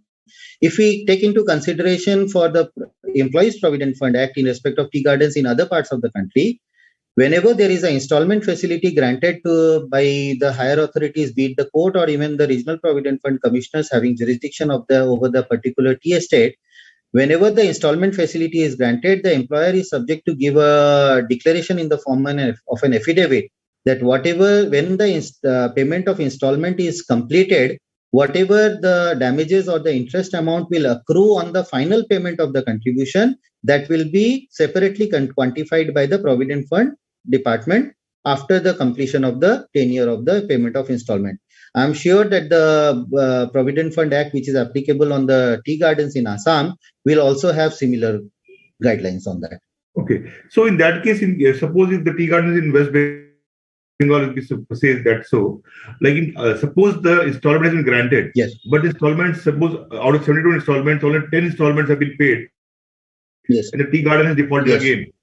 So in that case, and suppose in the other case wherein they have paid installments also, so damages would be calculated only after the payment is done, or yes, what is the process? Only after the payment is done, because the damages are calculated there from the due date of payment of contributions till the actual date of payment of contributions. So the actual date of payment of contributions will be the period on which the installment is finally paid. Okay. And the damages would be restricted to 100%. Restricted to 100%. That is, the maximum amount will be the contribution amount. So you say 25% per annum. So that means ultimately after 4 years. Up to 4 years. Okay. Yes. So in case of a railway contractor, this question is from a student in Bihar who says in case of a railway contractor who engages about more than 100 laborers basically to do the repair work along the railway sidings. So in that case, whether the PF, ESI and the other act would be applicable? Yes, absolutely applicable. We have seen that the Indian Railways, whenever now these days, last 2 years, we have been observing this. The Indian Railways, whenever they are awarding a contract to a contractor for any work within their premises, so they are insisting for the Provident Fund and the ESI registrations. More so ever, before releasing of any partial or full payments by the railways have given a portal to the contractors wherein they need to self-register and file the details of wages paid by them employee-wise and the contributions under Provident Fund and ESI payments also before releasing or before submission of bills to the railway department. So only after you complete all those formalities, your bill will be processed for payment for contractors. Right. So I have also observed in some of the audits that many times, though the contractor is registered with the PF department, but the amount of wages shown in the PL balance sheet, the profit loss account, is not matching with the contribution which they have made. So what are the repercussions in those cases? They are asserted that until and unless you are caught, you are fined. So whenever there is an inspection by the department and they find that you have booked, the contractor has booked a higher amount in the profit and loss account, they will always ask you for the difference, the reason for the difference. So the reason might be employees drawing a salary of 15,000 per month. The reason might be intentional evasion from payment of contributions. So whenever the department finds intentional evasion from payment of contributions, then the department will start the proceedings under Section 7A for the Provident Fund and under Section 45A for ESI for recovering, for first thing, quantifying the amount of contributions which was actually due. And then after you make the contributions, the interest on damages on that amount will also come forward here. In case the salary of a person, of an employee, has increased from say 15,000 to 25,000 over the years, would the PF Act would still be applicable? Yes, I'll take you back to one of the screens which we are discussing. Mm-hmm. This is the screen which we are discussing. So the question remains that you have been continuing. Say we will take an example here that I join an establishment for around 10,000 rupees a salary. I'm continuing to be an employee of that company and I'm continuing to be enrolled under the Provident Fund also. So next year my salary becomes 15,000 rupees. Even then I am an employee. After that my salary increases to 20,000 rupees. So what happens when my salary is gradually increased over 15,000 rupees in an organization and I've been paying Provident Fund contributions since the inception. So the three options which you see below, option 1, option 2 and option 3. So option 1 is already off since you are already a member of the Provident Fund and you are contributing. So you cannot come back to option 1. So there are two remaining options. When your salary is increasing above 15,000, you can either ask your employer to restrict your PF contribution to 12% of 15,000, that is 1,800, or you can request your employer to contribute 12% on the full salary which you have been receiving after the increment. Remember, if you are exercising option number 3, then you cannot come back to option 2. So this part is already we had discussed. It's good that we get a question for this so that our revision work is also done. I hope the answer is done. So, Vivek, what would be the key fate in this? Like, suppose we discuss about the PF, would the same thing apply to in case of ESI also? In case of ESI, as we said, the limit is 21,000 rupees. Okay. So, employee who have been drawing a salary of say 15,000 or 20,000 rupees and been contributing. So, as I concluded my discussion on ESI, we talked about the benefit period. It was April to September as contribution period 1 and October to March as the second contribution period. So if my salary was 20,000 rupees in April and increased to 25,000 in the month of May, so I have to keep that employee in the ESI contribution net up to September on the salary of 25,000 also. So from 1st of October, he will be an excluded employee for the purpose of ESI. And from 1st of October, there will be no option of continuing on a higher salary also. Okay. But in the case of PF, you said in the case of PF, have an option. You have an option of continuing to remit contributions on higher salary also. And the employer has to make an equivalent. Yes, equivalent amount.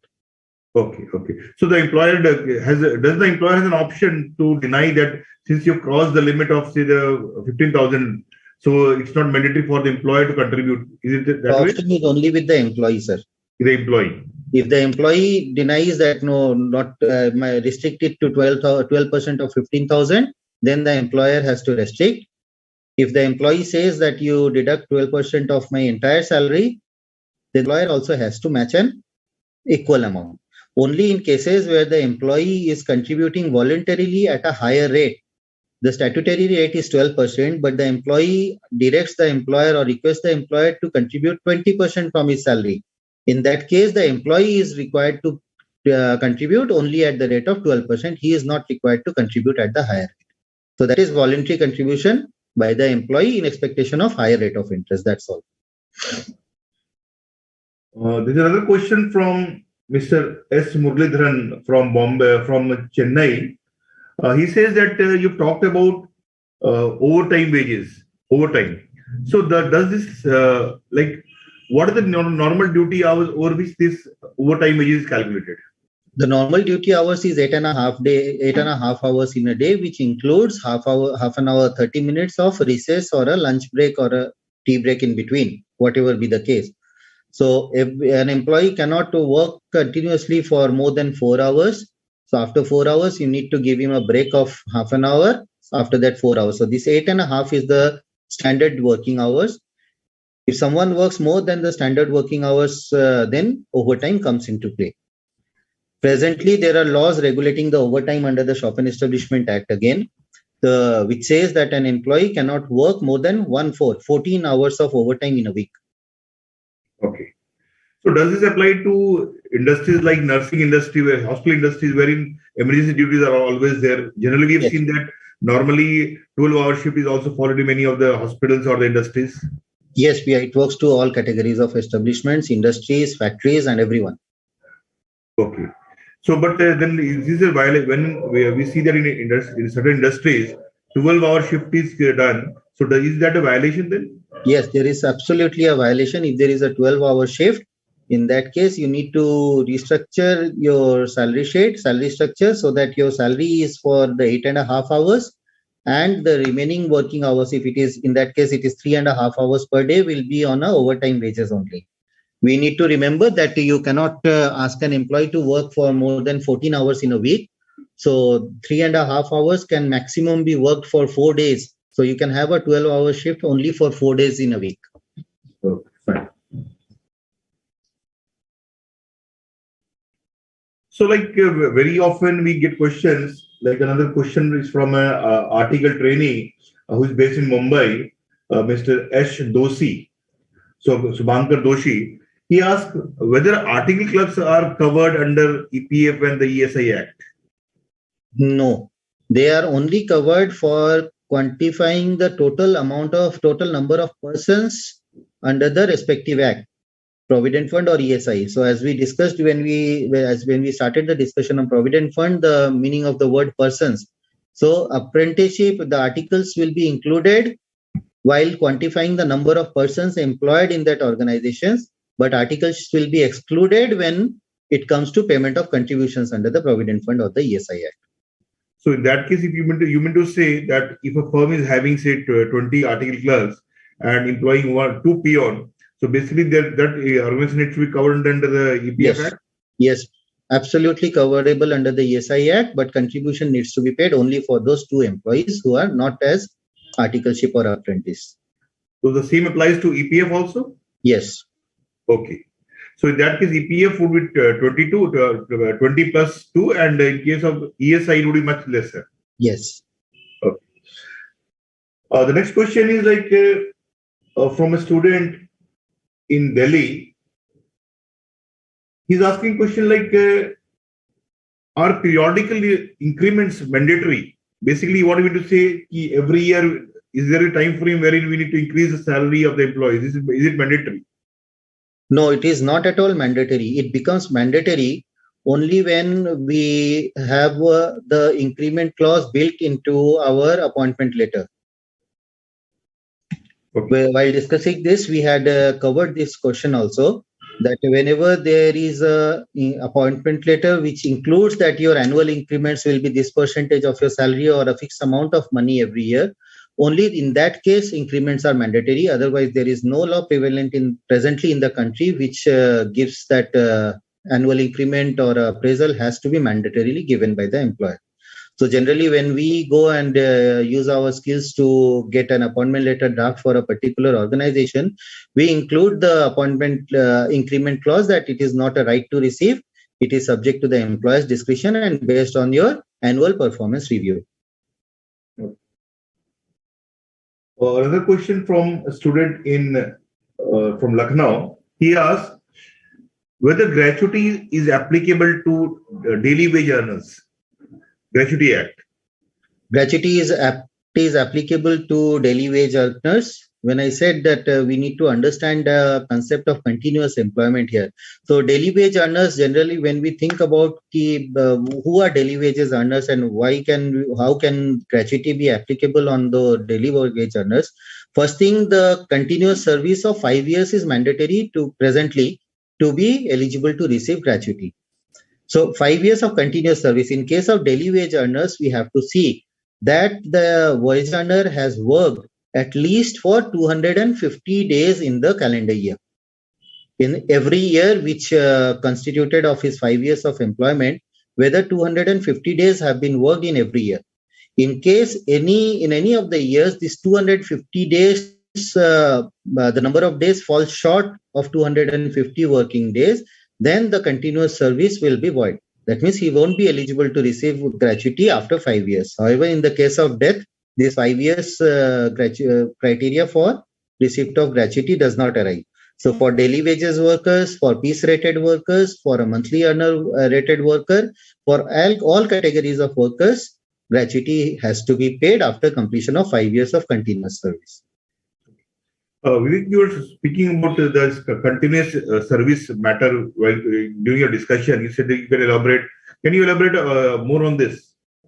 Since we have time with us. Yeah. Yes. Yeah. So continuous service, as I said, first thing, whenever there is a break in service, the general trend of employers is that whether the break in service will result in denial of payment of gratuity. So this break of service is nothing but a break in the continuous service. So break in continuous service, as we discussed in our examples also, if you break a service intentionally or for any other reason, for an employee is continuing for 2 years, after 2 years of employment, his contract is ceased, and after 2 days, you again appoint him with a new contract for another 2 years or 3 years. So these contract renewals are being there, say, for example, in the past 5 or 6 years. At the end of 6 years, when the employee claims gratuity, the employer says, no, your continuous service was not applicable since there was a break of 2 days or 3 days between successive renewals of your contract. The Gratuity Act categorically says that if such is the act, the 250 days of continuous working in an establishment in a year will play. So 250 days, if an employee has worked with you in a year, then that will be stated to be a continuous employment. However, these 250 days is again subject to be challenged in seasonal industries. If there is a particular industry which works only for 6 months, and the remaining 6 months, those employees cannot work because of the non-seasonal maintenance work or non-seasonal work, the factory remains closed for 6 months. If there is a case in such case, then in those cases, if the employee has worked for 125 days in only the first 6 months, I'm talking about the pro rata calculation, 6 months of working as a seasonal and 6 months of non-working. So 250, if we divide into seasonal and non-seasonal, if that employee has worked proportionately during the seasonal period, he will be deemed to be in continuous employment. Similar in the case which was just now being asked for piece rated and time rated also. So whenever there is a piece rated employee or a time rated or a daily rated employee, for them also these 250 days of continuous working in a year for a continuously 5 years they will be subject to receive gratuity in that case. So there are a lot of case laws in this continuous employment thing, and this we need to discuss this separately in a particular session. We need at least 3 to 4 hours to discuss the continuous employment concept fully, which I need to get prepared also before I explain fully before an August gathering like us today. In regards to the provisions which came into being after the Supreme Court decision 2019, in case of tea gardens, we have seen that apart from the wages which the tea workers get, they get ration and firewood and some shoes, umbrellas and other things are there. So while calculation of wages, do these things also need to be accounted for? For particularly tea gardens, we see that there are certain benefits under the Plantations Act which a tea garden owner needs to give the garden workers. For example, as our moderator said, we need to give them shoes, umbrellas, raincoats, and other accessories also, apart from free ration or a subsidized ration. So free ration or subsidized ration, only that part will be again included in the definition of salary as cash value of food concession. So if they are working in a tea garden and getting say daily wages of 400 rupees, and apart from them they are getting a free ration, which the cost of which the open market or the cost of acquisition, the cost of purchase of which say is 100 rupees a month for the employer, then 100 rupees also will be included with the 400 rupees of daily salary for the purpose of calculating salary for Provident Fund. However, for the calculation of salary for ESI, these different perquisites and the ration amount will not be included since those are not given in cash to the employees. Is the cost to the employer for getting this ration? Because at times we see that there are various government schemes wherein the government gives the ration and the tea garden only, the tea management, basically the garden management only distributes it. So in that case, Pardon, can we come back? Yeah. Basically, at times we have seen that the ration is provided by the government free of cost, so that it's provided to the tea estate, the tea garden, so that they can distribute through them to the garden workers. In that case, whether it would be calculated. The cost of distribution? No, basically the cost of goods, because it's nil. The cost of goods is nil. Because the cost is nil, so there will be the cash value of food concession will be zero here. Zero. So cash value of food concession will only be the cost to the employer. Okay, fine. You talked about Social Security Act 2020. So can you just share like what is the status, whether this has already been come into place, or what is the roadmap for this? Few provisions are being gradually implemented by the Provident Fund and the ESI departments, which are generally in the nature of streamlining the compliances. For example, the e-nomination has come up in the Provident Fund. The linking of compliances of a contractor and the principal employer has come up in the Provident Fund and ESI portals.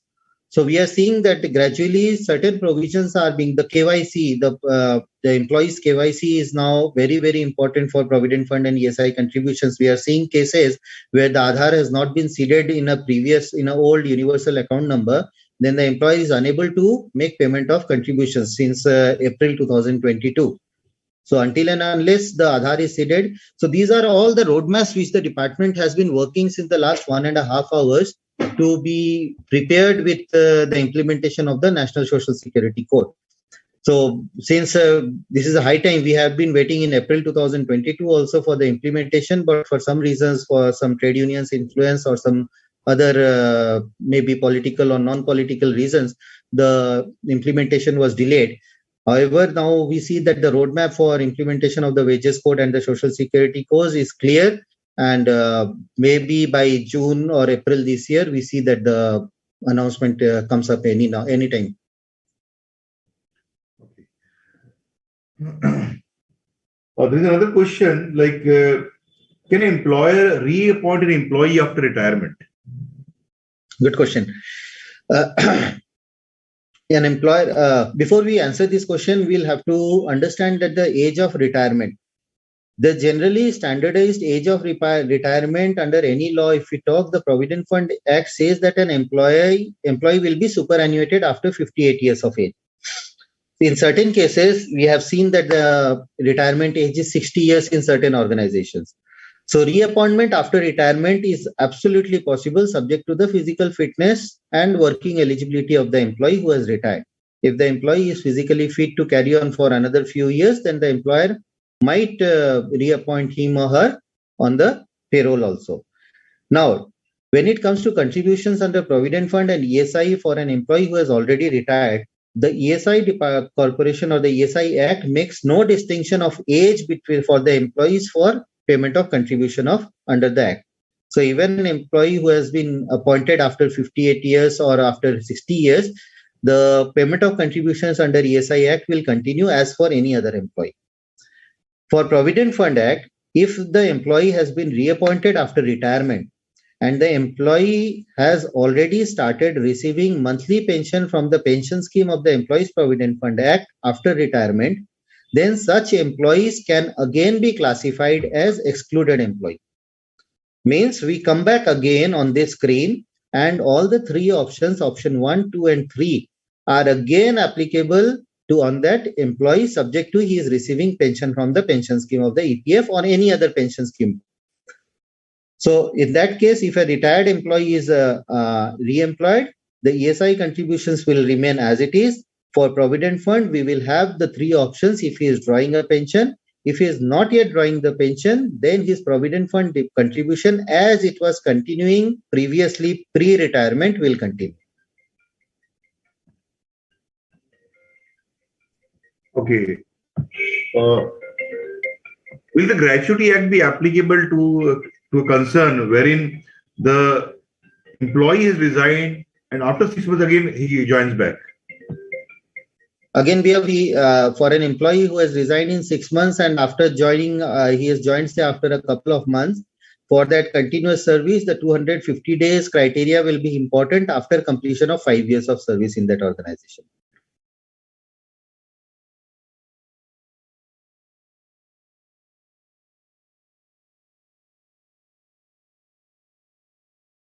Are you there, sir? Yes, Vivek. Yes. Just a minute. Vivek, could you just elaborate once again about the last point you said on this rejoining part? If an employee who has joined an organization, say on 1st of April 2022 and resigned on 30th of September, and again rejoined, say on 1st of October or 1st of November, and again continued to be employment for the next, say around 4.5 years.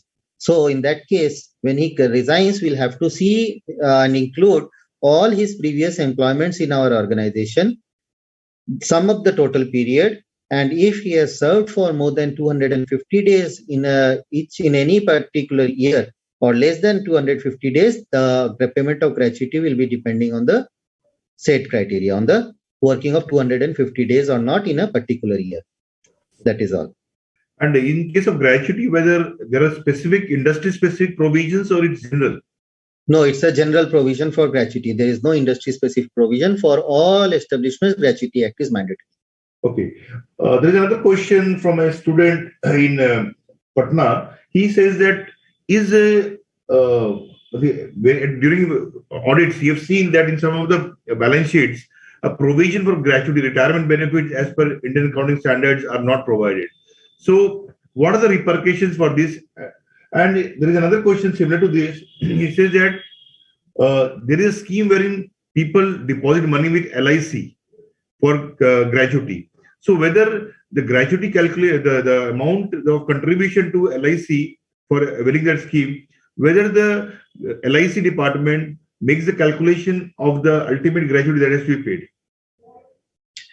What happens when if an employer is having an extensive bank of employees, say a huge number of employees, be it 50, 100 or more than employees, at that point, if the gratuity liability after a substantial time, say after 10 years or 15 years or 20 years of employment, comes up to the employers in one time, so which is generally disturbs the cash flow of the establishment.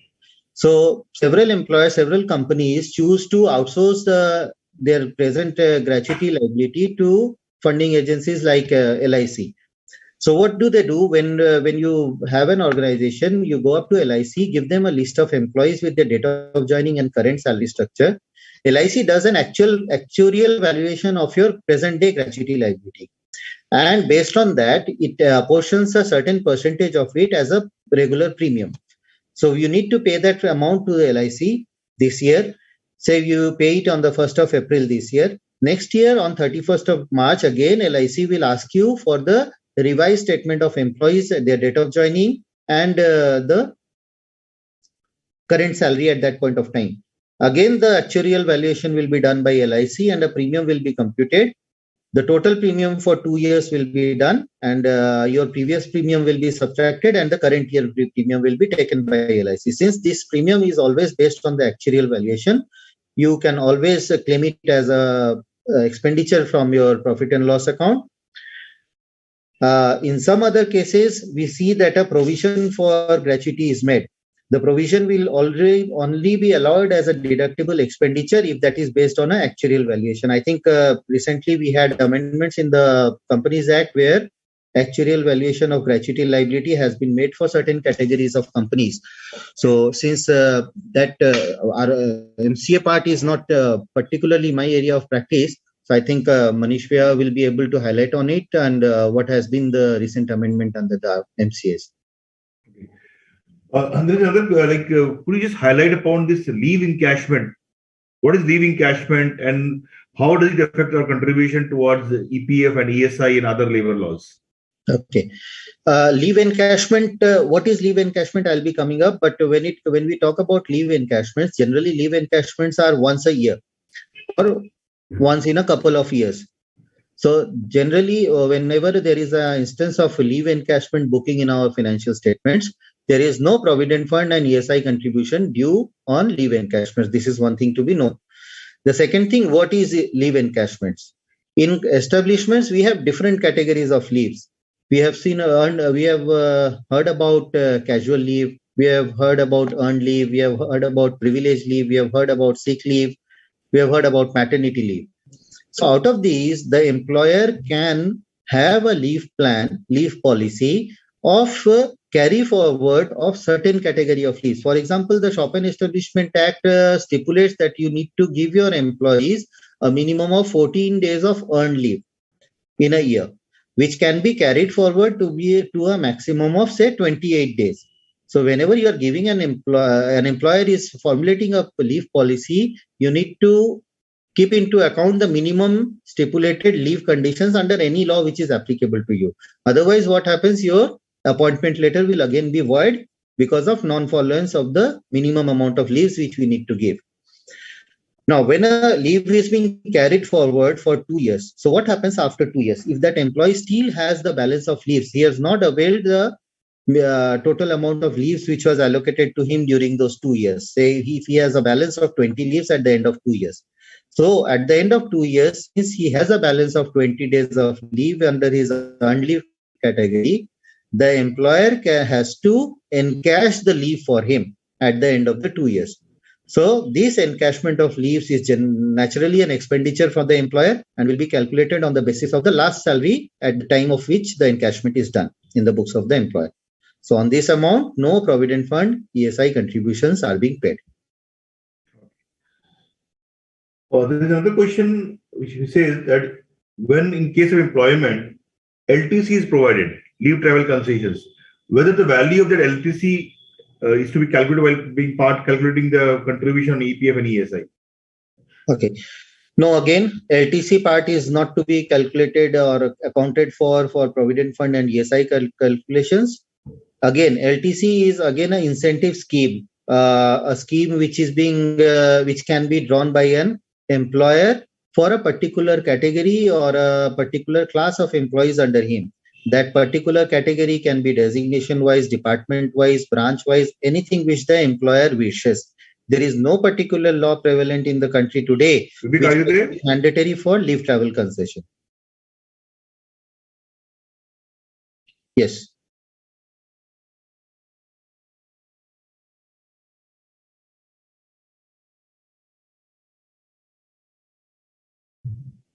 Are we there?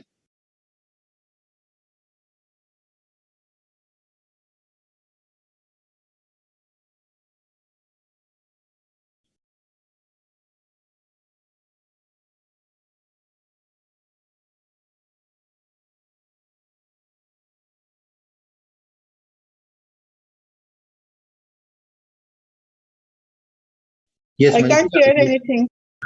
Yes. Yes, Vivek. Yes, Pia. I think we have answered the leave travel concession part. Yeah, actually, I lost my connection for a time, I think. Yes, I understand. Yeah. Right. So there is another question, like, how does an organization inform joining of employees and removal of employees to the Provident Fund Department? Is there any kind of return? Earlier, there has to be Form 5, Form 10, I think. So what is the current way of things? So earlier in the manual regime, when returns used to be filed in the manual environment, there was a Form 5 for new joining and a Form 10 for cessation or the exit from employment. These days, the new joining employees are only to be registered under the employee. There is a module called Add Employee under the employer's login of the Provident Fund portal and the ESI portal also, where you need to fill the basic particulars of the employees, his name, father's name, date of birth, salary as on the date of joining, his Aadhaar, PAN, bank details, along with his Aadhaar card is mandatory. So this is to be done for just the joining of the employee. For exit, in ESI returns, there is no particular exit return. The monthly returns format, it is an Excel-based file which needs to be uploaded on the ESI portal. There is a column last working day. You just need to fill in the column under the particular employee's header, and your return is uploaded along with the monthly contribution return. For Provident Fund, there is a specific exit return. It is only a 3-column return file. The first column is his UN number. The second is the date of exit, and the third is the reason of exit. It is a cessation of employment, retirement, superannuation, or whether it is death while in service. So there are separate codes C, R, S, and D for each reason. So only these 3 fields have to be uploaded in a text file for resignation or retirement of employees. So it's a very simple process these days. Okay. When is bonus payment due to an employee? Bonus payment. Bonus payment is generally due to an employee during the customary bonus period prevalent in the respective state or city. It is applicable to employees who has worked at least 30 days in the preceding financial year in your establishment. That means an employee who has joined on or before 2nd of March of the previous year and worked for a period of 30 days before 31st of March in the previous year, he is subject to receipt of bonus in the current year. The statutory payment of bonus is 8.33% of the net monthly earnings of the employee. So this year, since if an employee has joined in March and you are going to pay him bonus in the month of September, so he will be eligible for bonus for 8.33% of only 1 month's salary, that is for the month of March only. Okay. The next question is whether these acts are applicable to the entire country, or like earlier many acts was not applicable to Jammu and Kashmir and Sikkim. So is this act applicable to the entire country? The Provident Fund Act earlier was not applicable to the Jammu and Kashmir, but after withdrawal of the special status of Jammu and Kashmir, the Provident Fund Act has now been made applicable to the state of Jammu and Kashmir. The ESI Act still remains to be implemented, but work is on. I think that will be implemented very soon there. So several laws which were not applicable earlier in the state of Jammu and Kashmir are now being gradually taken course of implementation there. A company has various branches, some of which are located in non-implemented areas for the purpose of ESI. Does the employer need to comply with ESI Act 1948 for branches in non-implemented area?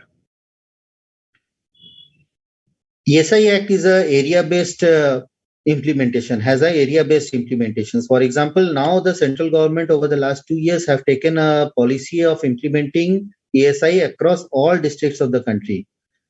And now in that process, earlier there were several districts which were not implemented even in the state of West Bengal or any other state also. So gradually we are seeing that all the districts across the country are now coming under the net of the ESI Act. However, still certain states and districts are there which are still under the still out of the purview of the ESI Act.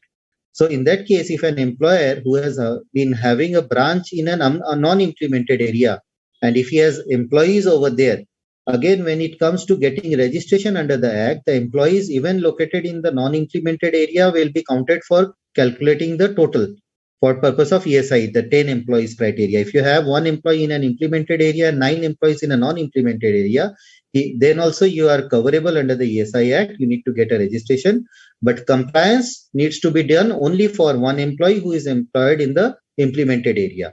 For the other 9 employees who are working in the non-implemented area, you need to file an application under Section 79 with respective state government of the non-implemented area and obtain an exemption for the particular employees, for the particular branch of your establishment. Next question is from a student in Chandigarh. He asked, what are the benefits which accrues to the employee and the employer for making registration under ESI Act? What are the benefits? Yeah, what the benefit does the employer gets or the employee gets when he registers under the PF Act and the ESI Act? For an employer, it is absolutely mandatory to get registrations under Provident Fund or ESI Act when he has 20 or 10 employees respectively. So basically, more than talking about compliance, basically. Yeah, it is basically a compliance which needs to be done. However, when we talk about benefits, generally we see that the employee turnover in establishments which have Provident Fund and ESI registrations is relatively lower than establishments which do not have such registrations. So you always have a dependable employee bank with you if you are registered with the Provident Fund and ESI, because your employees will always get an additional benefit of remaining with you since they are getting Provident Fund and ESI benefits. For an employee who is getting a Provident Fund and ESI facility at an organization, the benefits are huge. The Provident Fund Act runs 3 schemes presently: the Provident Fund scheme, the pension scheme, and the Employees Deposit Linked Insurance scheme. Out of the payment of 25% of contributions, all the 3 schemes are being run parallelly. From the employees' contribution of 12%, the Provident Fund scheme is being funded. From the employer's contribution of 12%, 3.67% is transferred to the Provident Fund scheme and 8.33% remains with the pension scheme. Out of the employer's further contribution of 1% as administrative charges, that is a cost to the employer, and 0.5% is being used to fund the employee's deposit linked insurance scheme. In that scheme, if an employee dies in service while in service, then the nominee of that employee is subject to receive a sum of 6 lakhs rupees, maximum of 6 lakhs rupees, or 100 times of the average monthly contributions on the date of death, that is funded through the EDLI scheme. This is one of the benefits. For the pension scheme, an employee who is completing 10 years of service is entitled to receive monthly pension till he is alive, and his nominee will be getting after he expires. In case of death of an employee during employment, his nominee and 2 children will be getting a specified sum of money depending upon the length of service of the employee and the last salary of the employee.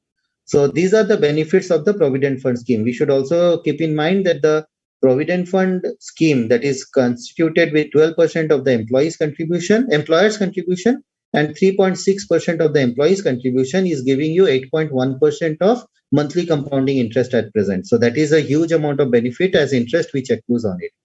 For ESI, when an employee is covered under the ESI Act, you get a whole bouquet of benefits with you. Your whole family is covered. Your family will include your parents, your spouse, and your children up to 18 years of age. They will be included under the net of the family for getting the ESI medical benefits and your cash benefits under the ESI scheme for an unlimited amount. There is no capping on or ceiling on the amount of benefits you can get after contributing to ESI benefits. However, in certain cases, there are restrictions of length of service which an employee must complete under ESI contribution period to get super specialty benefits under ESI scheme. Even in maximum of the cases, that is not more than 2 years. So if an employee has worked for 2 years in an establishment under ESI, he will be getting the complete bouquet of benefits under ESI scheme. So what in case there is no ESI hospitals or dispensary in a particular area, in a particular district or in a particular area? How does then the employee get a benefit there? This is a very burning question in today's day scenario, since we discussed that the government of India is now implementing the ESI Act across all the districts of the country. And there are places in remote areas where the ESI Act has been implemented, but there is no ESI hospital in that particular area. So what the government or the ESI corporation is presently doing is that they are tying up with either government hospitals or private hospitals in the vicinity of the complete implemented areas, and the insured persons or the employees who reside in those places, they can go up to the private nursing homes, the registered medical practitioners, and also to the government nursing homes to avail the benefits under the ESI Act without any cash payments. In case any employer has taken a group insurance policy, a health insurance policy, then also he requires to get registered under the ESI Act? Yes, absolutely, Bia. Because there is nothing in the ESI Act which absolves the employer's liability to contribute under the ESI scheme if he has opted for the group insurance scheme or a health insurance scheme. Otherwise, that group insurance or health insurance scheme which the employer has opted for can always be an additional benefit, but a mandatory compliance cannot be denied in the cost of a optional benefit scheme. Okay. In case of employees provident fund, there is a scheme wherein a private trust can be formed and the contribution could be regulated. Does similar kind of scheme exist for ESI also? No.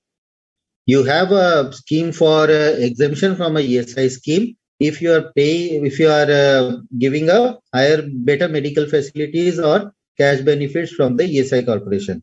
Earlier, we used to see when the department was working in a manual regime, at that time, giving of benefits to the employees was really a very big task for ESI corporations also, and for the employees also, it was sort of an harassment getting the ESI facilities. But these days, when we are working in a completely electronic environment, the benefit structure, the transparency of data, the availability of the employees' contribution data is very easy with the employers, with the ESI corporation. So benefit discharge by ESI is very, very streamlined these days. The present exemption scheme from the ESI is still in process, but it is very difficult compared to the benefits which ESI is giving. So the medical benefits which ESI is presently giving, you need to give a better benefit to your employees. So we find very rare circumstances when we go into a practical approach of it. Only we find that certain hospitals or nursing homes are getting exemptions under this because they have their in-house facility to provide the medical facilities to the employees. So only such categories get a exemption. Otherwise, it is not possible for a general employer who is working in a different industry to get higher or better medical facilities than ESI to its employees. Okay. Another question, whether Factories Act is applicable to all industries or all units? Yes. Factories Act. Absolutely applicable to all industries and all factories employing more than 10 employees and working with the head of power. Okay. Interesting question again. Which law needs to be referred in case of any dispute between employer and employee? If there's a dispute between employer and employee, then which law needs to be referred by the employer or the employee? This law came into force in the year. Because you've talked about ESI Act, you've talked of EPF, you've talked of Factories Act, and maybe many other acts would be the Payment of Wages Act, the Plantation Act are there. So which act needs to be followed ultimately? Yeah, ultimately, we need to follow the Industrial Disputes Act of 1947. The year we got independence, this act was implemented and is being continued in its amended form in today's date also. The act is so beautifully drafted that there has been very, very less amendments in the law, apart from the amendments which were required because of judicial pronouncements in the past. Only those amendments have been done in the act, and even the law covers everything. Any particular dispute area which we can think of is adequately covered under that law, the Industrial Disputes Act of 1947. So basically, when we come into a practice of labor laws or we study labor laws for our clients, we need to get ourselves acquainted with the Industrial Disputes Act. The Provident Fund and ESI is already part of our syllabus. The Gratuity, the Payment of Bonus Act, the Minimum Wages, and the Payment of Wages Act. These are basically the initial laws which we need to capitalize upon so that we can have an accurate advice for our clients during audits or during handholdings for different compliances or statutory registrations. Okay. You talked about Industrial Dispute IDR Act basically, but then there are provisions under the EPF and ESI Act. So are they in consonance with each other? The Provident Fund and ESI Act only refer to the compliance mechanism respectively built under those acts. However, the Industrial Disputes Act of 1947, they come up only when there is a dispute between the employer and employee between their terms of employment, or if the employee is subject to receive a certain benefit which has been denied, or if the employee has conducted a certain incident which he should not have conducted, and the employer wants to fire him from work. Though in those cases, the penalties, the processes, particularly the process which have been given in the Industrial Disputes Act to make a thing legal. For example, we hear about strikes or lockouts in factories by the employees. And we also hear about lockouts by the employer also in context of a particular employee unrest. Now, what are the provisions of the Act which makes a strike by the employees legal, or which makes a lockdown by the employer legal, so that your lockdown or the strike is not termed to be illegal? Those provisions are given in the Industrial Disputes Act. So we need, even before locking down our factory for some reason, we need to think about and read about the provisions of the lockdown in the Industrial Disputes Act. Thank you, Vivek. It's only 12:55, only 5 minutes to 1. So I now hand over the proceeding to Ginny, and I must thank Vivek. You've been a wonderful speaker on this topic. Now it's over to Ginny now. Yeah, good afternoon, everybody. I will thank you, both of you, Vivek Agarwalji and Manish Goyalji, for taking up the session. And it is really helpful for the students. So it is the endeavor of the Student Skill Enrichment Board of Studies approach operations that we always take up a practical training module session live at 10:30 a.m. on every Sunday. And today's topic was really interesting, that labor laws. I also thank Kothar S. Srinivasji for be the keynote speaker of today's session. And my dear students, day by day you are increasing the numbers and joining the session. So all those students who are live at present and those who will be taking up the session and looking after the same afterwards, it is to remind you again that the same is available on the YouTube channel of ICI, plus on the Student Skill Enrichment Board on the DLH platform. So there you can access the live practical training session recordings anytime. And all the PPT which have been shared by Vivek Agarwal on the SEC topic is also available. So we are ready to put up and answer your questions. And thank you Vivek Agarwal and Manish and Kotha S. Nivasji for putting up your time and effort for taking up the session for the benefit of the students. Thank you everybody.